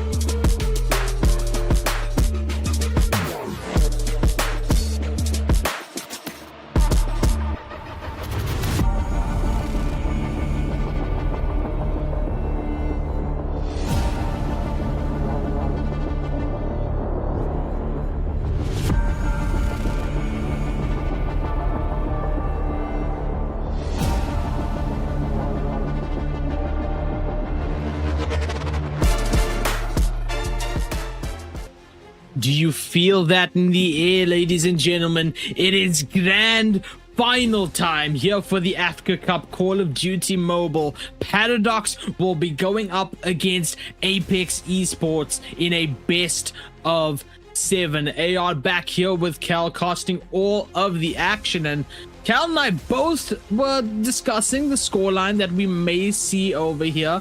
You know, one of us, unnamed, says we might get a clean sweep. The other one, named Cal, says that we might actually see a couple rounds coming through. So, what do you guys think? Let's hear your predictions in the chat, but either way, Cal, it's going to be absolutely lit up in here. No, I do agree with you on that one. This is exciting. North Africa finally gets the crown its champion, and not only that, it gets to send one of its teams to stage 4 and potentially to stage 5. So this is a big shot once again for the defending championship region of North Africa. But again, you said unnamed that you went to name the other person. So technically, you just named the first guy as well. Come on, guys. No. You used to know this. Nah, you guys didn't hear anything. Mods, cut it out. Mango, cut it out. But we also have our maps, ladies and gentlemen, for this grand final. Remember, since Paradox was in the upper bracket, they have the map advantage. So the maps go as follows. Hardpoint starting off on Arsenal again. We get to witness that chaos again, Cal.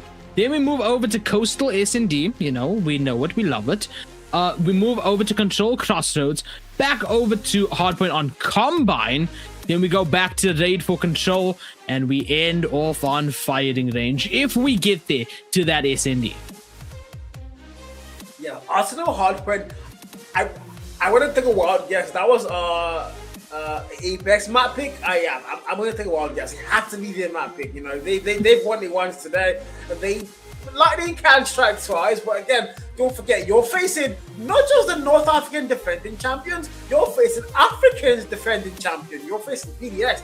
They might not have a PDX last year, and don't forget they were Bearclan last year, but they've had a couple improvements in the roster. HBO, a player from I think Saudi Arabia, so they've had an improvement to the roster. There's also Rain, who was arguably the #1 player in Africa last year, even though he did not get to go and play champs. Yeah, that was my #1. I don't know what you guys think. Yeah, that's your business, guys. But Rain was my #1 player last year, and seeing him in the PDX roster as well, like that roster is fully stocked with the best of the best. Also, Darox, who didn't get a chance to play last year, unfortunately, had to go in as a coach. He's now on the roster as an actual player. So, my God, these guys have a whole superstar team.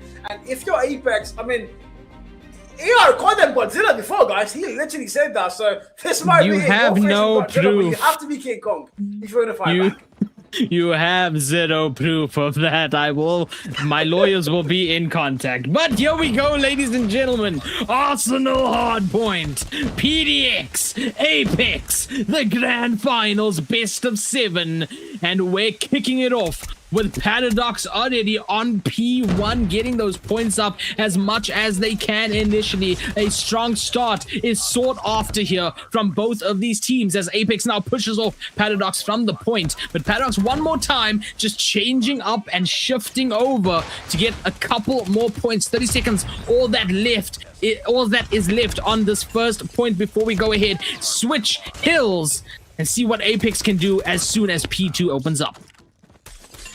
Well, to open him though, it's 16 more on the clock, so trap time not locked in by PDX. For Apex, you're coming off a very strong Arsenal Hardpoint, but you have to do it again against the defending champions. So can you make it happen? We're going to find out. People in about to expire. They're going to get scrap time contested, but now they're going to lose out on it. We need to send all we have towards the next hill on that P2. It's going to be very important that we get there first if you're Apex Esports. However, Paradox are going to somehow delay the rotation. They want to put them out on their tracks, on their way there, but they might get punished. Now, Apex are going to get in there first. It's going to mean absolutely nothing, because now we're going to see PDX right back in as they break that hill. Mantra finding a kill. SX9 fails him. He gets put down. Reed comes in for a trade there. You're finding a double to clear out the hill. Strix puts him down with the Tempest, able to find 2. Reed and Yor are both going to go down. The back and forth are going to ensue. Apex Esports are fighting to keep things as close as they possibly can and possibly go and get that lead locked in. P2, a lot of height advantage that you can have over your opposition over here, but 30 seconds and we will move over to P3. Paradox climbing in points right now. 30-17 is where we stand, and trying to lock out the opposition for as long as possible for the entire timer as we tick away. 14, and the contest finally comes through now from Apex Esports as they try to get in, but once again shut down by PDX. A phenomenal showing to go ahead and lock out the entirety of Apex from P2, but P3 is all the talk nowadays. It's beautiful this time of year, and it seems like Apex want to be the first ones to get there and see what it's all about. But once again, man, Paradox, early rotation, the early kills, and now the claw as well to go ahead and lock out Apex one more time.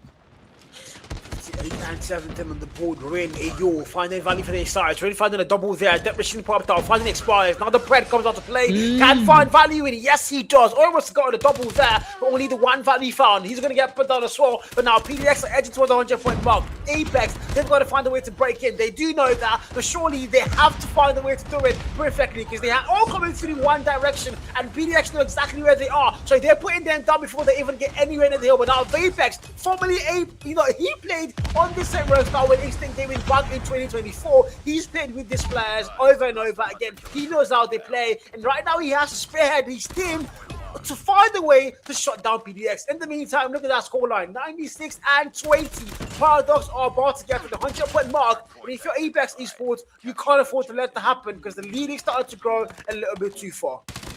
And that's insane. 96-23 where we stand, and Paradox already on the next point, getting to the 100 mark and trying to go further beyond like it's the anime, charging up their power levels, sliding in, finds 2 over there. This beautiful shots, this beautiful holdout from Paradox. And man, oh man, look at that score climb. 30 seconds just about on the timer.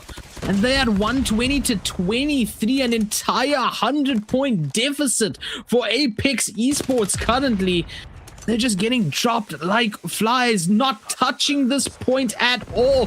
Pred missile coming in now as well. We'll go ahead and find one on it. Vasi now looking to go ahead and try to clutch up on this. Finds 2, immediately shut down by PDX. 10 seconds, scrap point time now, and Apex finally get their hands on this point. But I mean, it's way too late. We're about to shift over one more time, and Paradox has still that over 100-point lead. Man, clearly you see why they were the defending champions of not just stage 3 but also stage 4 of Africa entirely. You see that quality they have and how well they're playing. The map control is eminently there. Even when they don't rotate first, they still find a way to break the hill as easily as they possibly can. So if you're Apex Esports, once again, you're up against Godzilla.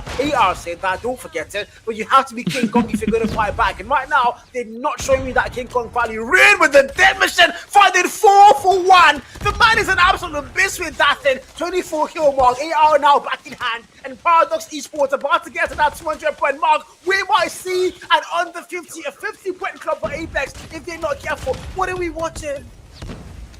My God, you mentioned that it's supposed to be this sort of battle of monsters. It's supposed to be this sort of monster versus werewolf, Godzilla, King Kong. Hell, I don't think that exists because right now Paradox, with their dominance, they're both Godzilla and King Kong. 188-36 on that scoreboard, timer ticking away now to unlock P1 one more time. And once again, Paradox, same old story, back on the point immediately. And need I remind you, ladies and gentlemen, this is the first game that Paradox has played here today. They had a forfeit that pushed them into the grand finals, and they just had to watch that lower bracket come through, and they are showcasing absolute dominance within this. They only need 40 seconds left to go ahead and walk away with our first hard point. And let me remind you that they have a 1 map advantage over Apex. They only need to win 3 within this, and it sure is looking like they're gonna win this hard point and put Apex in the 100-point club. 30 and 37. 100-point club. I think it'll be nice. It's a 50-point club. It's a 40-point club if you're not careful at this point. 237 and 37. It's a 200-point gap exactly.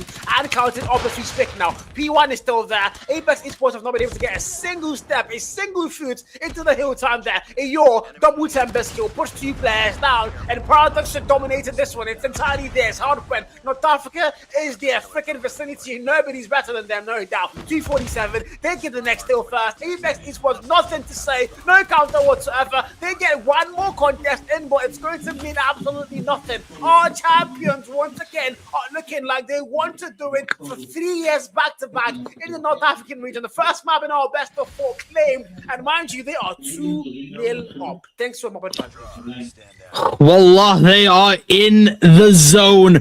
Flow state achieved right now as Paradox cleanly take over that hard point. 250 to 37. That's not even putting a team into the 100-point club anymore. That's putting a team in the 50-point club as they walk away one more map richer. 2-0 our current scoreline, and Cal, they just need to do this a couple more times, secure themselves as the grand final champions for North Africa, and secure their spot for that grand final LAN that'll be happening in September. It feels like they already have at this point, because that was just too dominant. You can't deny that. We all watched that. We all saw it happen before. Very nice. If you're watching on YouTube, on TikTok, on your TV, on your laptop, your iPad, even on your Nokia touchpad, I think some people can't do that. But I mean, we all saw it. That was dominant in its purest form possible. That was literally Godzilla stamping his enemies down. Like probably roaches, like AR said. AR said that. It wasn't count. It wasn't count. AR said that. So I wasn't wrong. So I wasn't wrong. That's what I'm hearing. You hear that? You hear that, chat? I wasn't wrong. Listen, 2 more maps remain for Paradox to walk away victorious. If you are Apex in this situation right now, and we're about to move into Coastal, what is the game plan? What's the strat? How's the mental before we get into our second map?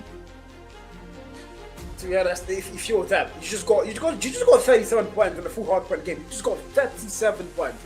3 and then 7 points in a full hard points game. It's going to mess your mentals. It's going to put you down in a very bad spot. But then again, going back to, I think that was last 2 years ago, we saw a Galleries team with Lucas in, one of the best players in Call of Duty Mobile Global. We saw them get under 50 by, I forgot who did that, but then they were able to win a map on that series. So I think into Apex, you can't really let that mental get to you. It was a different map, different mode. Now you're playing S&D, totally different kind of gameplay, a lot more slower, a lot more tactical. You have to apply a lot more strategy here, so you can change things around now. You can make this your playground, and if anything, S&D has to be yours. The last S&D you played today, it was a 9-4 victory. Why can't you do it again against PDX? Hopefully, though, they can, because now the map opens up 5v5, and if you're PDX, you've got a 2-map count advantage. Can you not make it 3? PDX on the attack and bomb planted in that conversation. 40 seconds now, putting pressure onto Apex in our first round over here on Coastal, and bodies dropping everywhere for both teams over here. We're left down to a single player over on Paradox in a 1v2 situation. Katsu looking to move in up close over here, does get caught out, and 1v1 right now. Who's going to get the first round in this S&D? Who's going to set the momentum? And momentum still sticking with the former champs. Paradox get that first one. Man, I just wonder how good they feel being called former champs, defending champs. That pretty much, you know what? Let's stop calling them champs for now. That might be boosting the morale. I think we're the ones doing this, guys. Maybe if we don't call them champs again, they would have a little bit of a morale lower, and then Apex might be able to wake up. But in the meantime, though, PDX are going to get the very first round. Now look at the aggression coming through. I mean, they know they have the gunfight skill. They might as well go full on aggro, and they're going to make it work. And that's exactly what they're doing. 2 players flood that A long side, finding 2 kills there, and now it's down to a 3v5. Vass is having to retreat all the way down to that stairs. He can't push aggressively. He knows these guys with the gunfight skills can easily put him down. But look at that kill feed go blazing. Now it's down to a 1v4. It's down to Facey here. Has to find a way to make it work. Pistol in hand. Sees HBO. Puts him down. Fights to kill. Now he can clutch 1v3, hopefully. Shotgun finds him. Oh, he finds a double, but Darrell's right behind him to deal the final blow. 2-0. But Vasi was on the brink of a clutch. Yeah, no, that clutch would have been legendary, would have been revolutionary, would have been phenomenal. Use whatever adjective you want for that. But in the end, Paradox still walk away with that second round. Remember, 1st to 9 over here in SND. Let's see what happens as we get into our third round. And man, I'm just hoping Apex doesn't go a 9-0 over here. I want to see them actually get some rounds in, but it looks like Paradox isn't going to allow that to happen as bodies dropping everywhere. And we're left in a 1v3 immediately. Apex right now, the last one. Val 27 in hand, finds one. Is it doable as the bomb does get planted? 1v2 situation is where we currently stand. 45 seconds and ticking. The attempted wallbang over there, not finding anyone. Both players of Paradox on the right-hand side finds out, but gets caught out in the end. And a third round for Paradox in our SND Coastal. 3-0. 3-0. Not the start Apex need. Not the start D1 either. Not the start they prayed for, but PDX are just making quick work of them. Hopefully they can find a way back. Let's keep things close, but as I say that, Vapors gets put down. Former Instinct player, arguably former PDX player there, gets put down first. Down to a 5v4 now. Apex are not going to have numbers locked in. Back and forth happened finally. They do get one, but it's a 1-for-2 trade. Bomb does get planted. PDX are off to a very good start. Once again, it's left to one player to clutch 1v4. And of course, it's going to be Katsu. Also has played in the Instinct Rockstar. So some of these players on PDX are also his former teammates. So can he find the way to make it work? On the 2-kill marks, that's smoke. It's not smoke. Trying to get a 1v4 clutch. Has to make it work. 23 more seconds on the clock. Can he do anything? The answer is an absolute no, as the captain Darox puts him down 4-0. Oh my god, man. Man, that excitement for a potential smoke over there from Cal, you love to see it. 4-0 is what you hate to see if you're an Apex fan, though. Man, what do you got to do to switch this up? PDX so aggressive, the bloodlust so high. They know how to go ahead and play these angles on the aggro, and I mean, look at the slide through from Darox already. On point immediately. Stuns going out as well right now. And they've got the bomb planted in, what was that, like 10 seconds of the round? Got some kills going as well. 2 falling on both sides. Currently, we find ourselves in that 3v3. With the attempted shots behind the little bar over here, does find out, but numbers dropping so quickly leaves us in a 1v2 situation. Numbers advantage to Paradox. And Cal, I gotta be asking, maybe we don't call it Godzilla. Would it be better to call them Thanos at this point? Because they're just snapping their fingers and getting round after round. 5-0. This is, I don't know, this is just... I don't know if we have the words to break this gameplay down anymore. It's just Apex being manhandled, really able to get the first shot there. Vasi gets put down. Sniper on sniper violence. I don't see anybody coming in between them, no doubt. But if you're Apex Esports, you surely have to find something, make something work. Your puts out Katsu, reinforce Edgar as well. And it's all down to the one more player, Vapex. Can he find a way to make it work? Team captain, last man standing in a 1v4. With those not met words, you're the last one. Complete the mission. The bomb already has been planted at the B side. So it's going to be a B retake. Never mind. HBR puts him down in the mid map. 6-0. And this might be our very first 9-0 in our official playoff series. What the hell? Yeah, I think it's better to call Paradox Thanos because they are currently an Avengers level threat in the COD mobile scene for North Africa here. And hey, every other region has to be watching this as well, has to be knowing that this is what is coming through. And now the slide ends from PDX. They are going to go ahead and lose one in this entry, but still managing to get onto point very quickly. And with 1:37 left, the bomb will get planted. The bomb gets confirmed. And now pressure once again on the last 2 remaining members of Apex. Make that the last remaining member of Apex. Apex is the last one and manages to go ahead and hold out just a little bit longer, but it is inevitable as a 7th round gets put on that board. And Apex yet to find the flow to get one. I am inevitable. That's it. Surely that's it. That's it. Thanos. They are Thanos. Paradox. Just clear off and skill level. The determination to go to stage 4 again. Champions in North Africa. Clearly there as well. They win another gunfight possible, but now finally a little bit of life there from Apex. 4v4. Dimensions glows now. Dogs. Oh yes, finally! Katsu fights one. Elgar fights one. Freaking Street fights one as well. It's down to one more player. HBL, the new signing, and it's going to be a no. That is no 9-0. I'm jumping off my chair. 7-1. Apex get around. I should not be celebrating that like that, man. Should I? I mean, you should be. You should have. That is, even though there's still a 6-point deficit, that is massive for Apex at this point. Out of the dominance that we've seen so far from PDX, every shot connecting, not a single misplay in the past 7 rounds. Apex finally finding one, but how long will that last? I mean, we're down to a single player already over on Apex, and now is where the panic settles in. You get caught out like that. Hey, dread it, run from it. Destiny arrives all the same, and destiny is Paradox.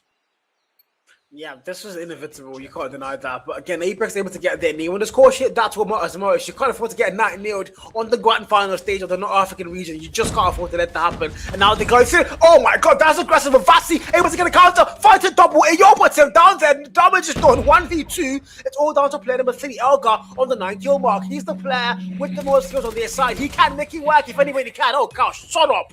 Shut up. 9-1. They can do this all day. They can do this all day, but they only need to do it one more time. 3-0 on our board right now for the series, for the grand finals. And that takes us now to Control. And pun intended, will Paradox remain in control of the series, or will somehow, some way, Apex fight their way back as we move over to Crossroads Strike?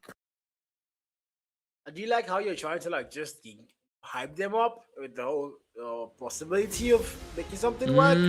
Yeah, I respect that. I do. Even though you called PDX Godzilla, I can still respect that. I can try to respect it. You agreed with me. I am not letting it go. I am not letting it go. No, you can't ask me to let it go. I am not letting that thing go for the entirety of this evening. That's one thing for sure. If I was on the podcast a small later today, I would be calling you out and calling PDX Godzilla. This is you. You put the fear in the minds of all these players, and now this is literal Godzilla, brother. My God, this is just.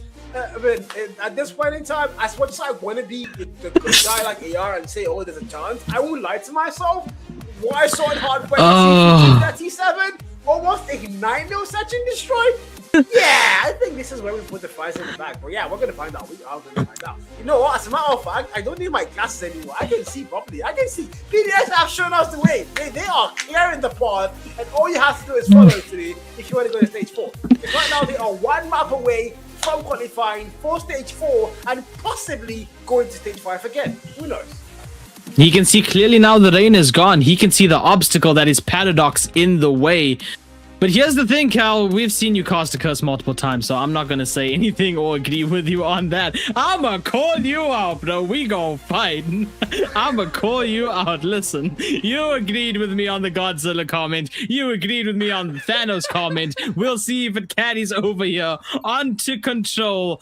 The potential, and yes, I'm still throwing out hope over there. The potential final map. Listen, it's better for story, okay? It's better for the story as we enter Control. And yeah, well, lives immediately lost on Apex side. Cal, take it away. Here we go, 29, 25, 35. If you're Apex, this might be the final dance, but you have to dance like you've never danced before. Make it a dance of the century. Here we go. Nets are going to get thrown. Smokes are going to get thrown. 26 and 22. Everybody's fighting. Everybody's shooting back here. Apex are not going down without the fight. That's one thing for sure. But PDX are dominating that kill for HPL. Double kill foul. Trade fighting. Put them down. And your fights one there as well. SX9 fights one. Now they're dancing. But it's all blue on the kill fit. 24 v 16. Apex are meant to be on the attack back, but right now they can't even afford to leave their spawn. Spawn traps in, they're being kept back. They can't afford to move an inch there. It's Paradox Gaming absolutely dominating the kill feed, dominating the map, not letting those boys out of spawn. 19 v10, and this is the round one that I kind of expected, and I will lie to myself. Man, I don't even think we call that a spawn trap. That's a spawn raid. That's FBI open up right there. As Paradox now take it down to a 17-2, 16-1 now, and last remaining over on Apex does get shut down in the quickest fashion we have seen for Control this entire weekend. Paradox up around already. I do have to remind you about something. You know, in Control, usually when it's one more player down and you have so many lives, you don't kill the player. You charge your operator skills by playing with the guy, running around the map, and just delaying time so you can charge the orbs. But guess what? PDX don't even care. They just want to end the game as fast as they possibly can. They know they don't need the orbs to put these guys down, and that's exactly what they're doing. Put the last man down. Look at the kill feed. 6 for nil trade. Now make that 6 for 1 trade. Finally, Katsu finds a double kill there. Hopefully he can make more work for their side. They need a miracle. That's your line. I stole it. Yes, sue me, brother. 25-21. Paradox so far. They're dominating this one. But Apex are starting to get that life count a little bit close. Don't jinx it now. Oh my god. Look, man, they need that miracle. You can have the line, but the question is, do they believe in it at this point? Because they are still down on lives, and Paradox is working their way through. They get a couple of limbs over here to go ahead and drop down the lives just a bit, but with a Tempest in hand, it's not gonna matter, as the double kill gets found from range as well. And 13 lives remain on Apex to the contesting 19 on PDX. 45 seconds, but the capture is going. We're about to get the second tick over on B. Confirmed. There we have it. Hell, we might even get the third one right here, right now. And it looks like there's nothing that Apex can do with the remaining 7 lives that they have. Guess what? B's been captured. A is all that is left. And Paradox gonna get an A+ over here for round number 2 in Control as we drop Apex to 5, nay, 4 lives remaining. Make it 3. Sesame Street, eat your heart out, because we're counting with Paradox in a 12-1, and Streaks may have that Tempest, but will it do anything to save you against the literal domination that is Paradox Gaming? 2-0. I don't know why I'm laughing. Wallahi, I don't know why I'm laughing. I don't know. This game is kind of amusing, bro. You have to admit it, man. I have no idea why I'm laughing. But Apex Esports are being malhandled, mistreated here by Paradox Esports. They're meant to be North African brothers. Come on, let's give them some sort of respect this role. It's 29v26. The round starts off once again, and Paradox are dominating this every way possible. And not a little pop that already able to get that first kill, 14 kill mark on the board for him. Finding one more towards that spawn could be possible, but he misses that shot. Doesn't ultimately matter. He doesn't get the last 3 kills. That was Sniper comes out to save his dignity, but at the same time, 26v16. And if you're Apex, this might be, I don't know. I just don't know. Can they come back? I mean, you're saying give Apex some respect. Paradox replies with, Inshallah, brother. Don't worry. We'll see what happens.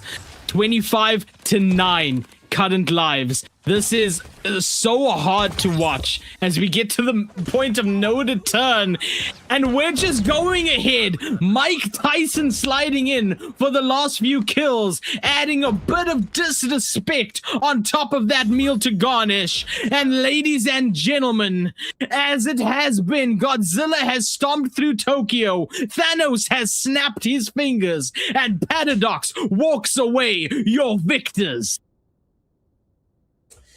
Wow.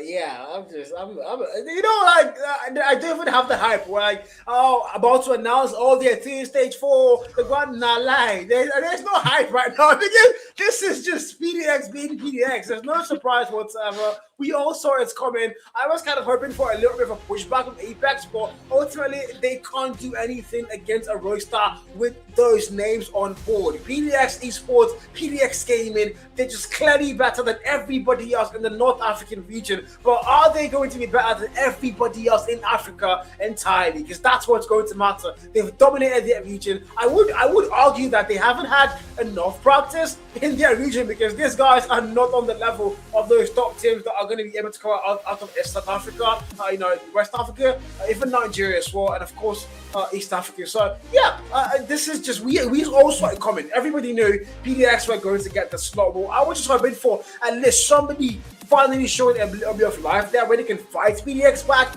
drag them to a map 6, map 5 at least, for God's sake. But they don't even go. They just play 3 maps at a map advantage. It's tough to watch, man. It's so tough to watch. But once again, North Africa, only one spot, and that spot goes to PDX. There's still more coming up, ladies and gentlemen. Remember, Southern Africa has theirs going on at AGC on the 19th. So literally next week, Sunday, we have East Africa also happening at a LAN as well. And then Nigeria is going to have 2 slots on the 31st of July. So East Africa is on the 26th of July. Oh, sorry, is it August? I'm not too sure on that one. But it is all happening very soon, ladies and gentlemen. So more of this coming live. And then, of course, that grand finals that happens at LAN in September, which is what all of these guys are playing towards. 8 spots. We've gotten most of those spots filled already, ladies and gentlemen. Who else is going to be a part to perform and compete for 30,000 USD?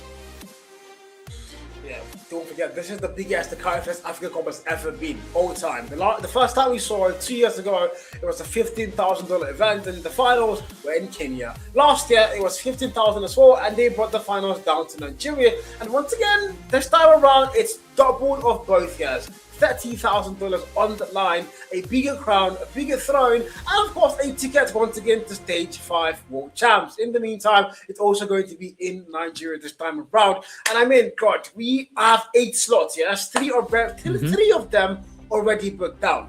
West Africa has 2, North Africa has 1. South Africa are going to be playing next weekend, next week Sunday, on an actual LAN event as well. So you need to tune in and watch that, because I promise you, the teams in South Africa, they are excited as it could be. I would argue that South Africa might be the most competitive region yet that we're going to see. I might be wrong. West Africa did show us that they had what it takes to actually hold that title of the most competitive region in the entire of 5 regions. But at the same time, South Africa, with the kind of teams they have, I think they are a pretty good contender for that spot. But we're going to find out next week Sunday.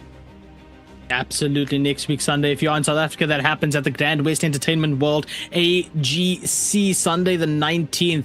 You can come in, you can spectate, or you can watch it over on the socials as well. But man, oh man, that is our Sunday for Africa Cup 2026 with the North Africa slots. Man, it's been one. I wish it was a little bit longer. Of course, we did get that forfeit in the upper brackets, but Cal, what a day it has been.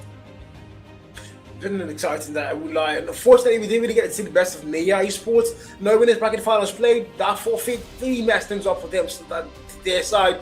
Coming into the lower bracket as well, we saw a little bit of that mental game where I just don't think they were at the best spot mentally, and they couldn't really deliver anything. We saw a 5v4 in hardpoint. SND came, they just got washed out 9-4. That was 9-4 again, and that was also when AR came to my house, pulled out my fiber, left, and I got disconnected. Yeah, but we went to control again, and we just saw how flawless that was for Apex Esports. And of course, grand finals came. We don't talk about that. That's not something I want to use, because that was torture for not just the players, but even me as a caster. I was low-key feeling bad for Apex. But again, it doesn't take anything away from them. They made it to the actual grand finals, and they are still going to be walking away with a massive chunk of the prize pool. So win-win for them, and hopefully next year they can do a lot better. But right now, PDX now are going to be representing their region in Stage 4, so they have to come together and back PDX.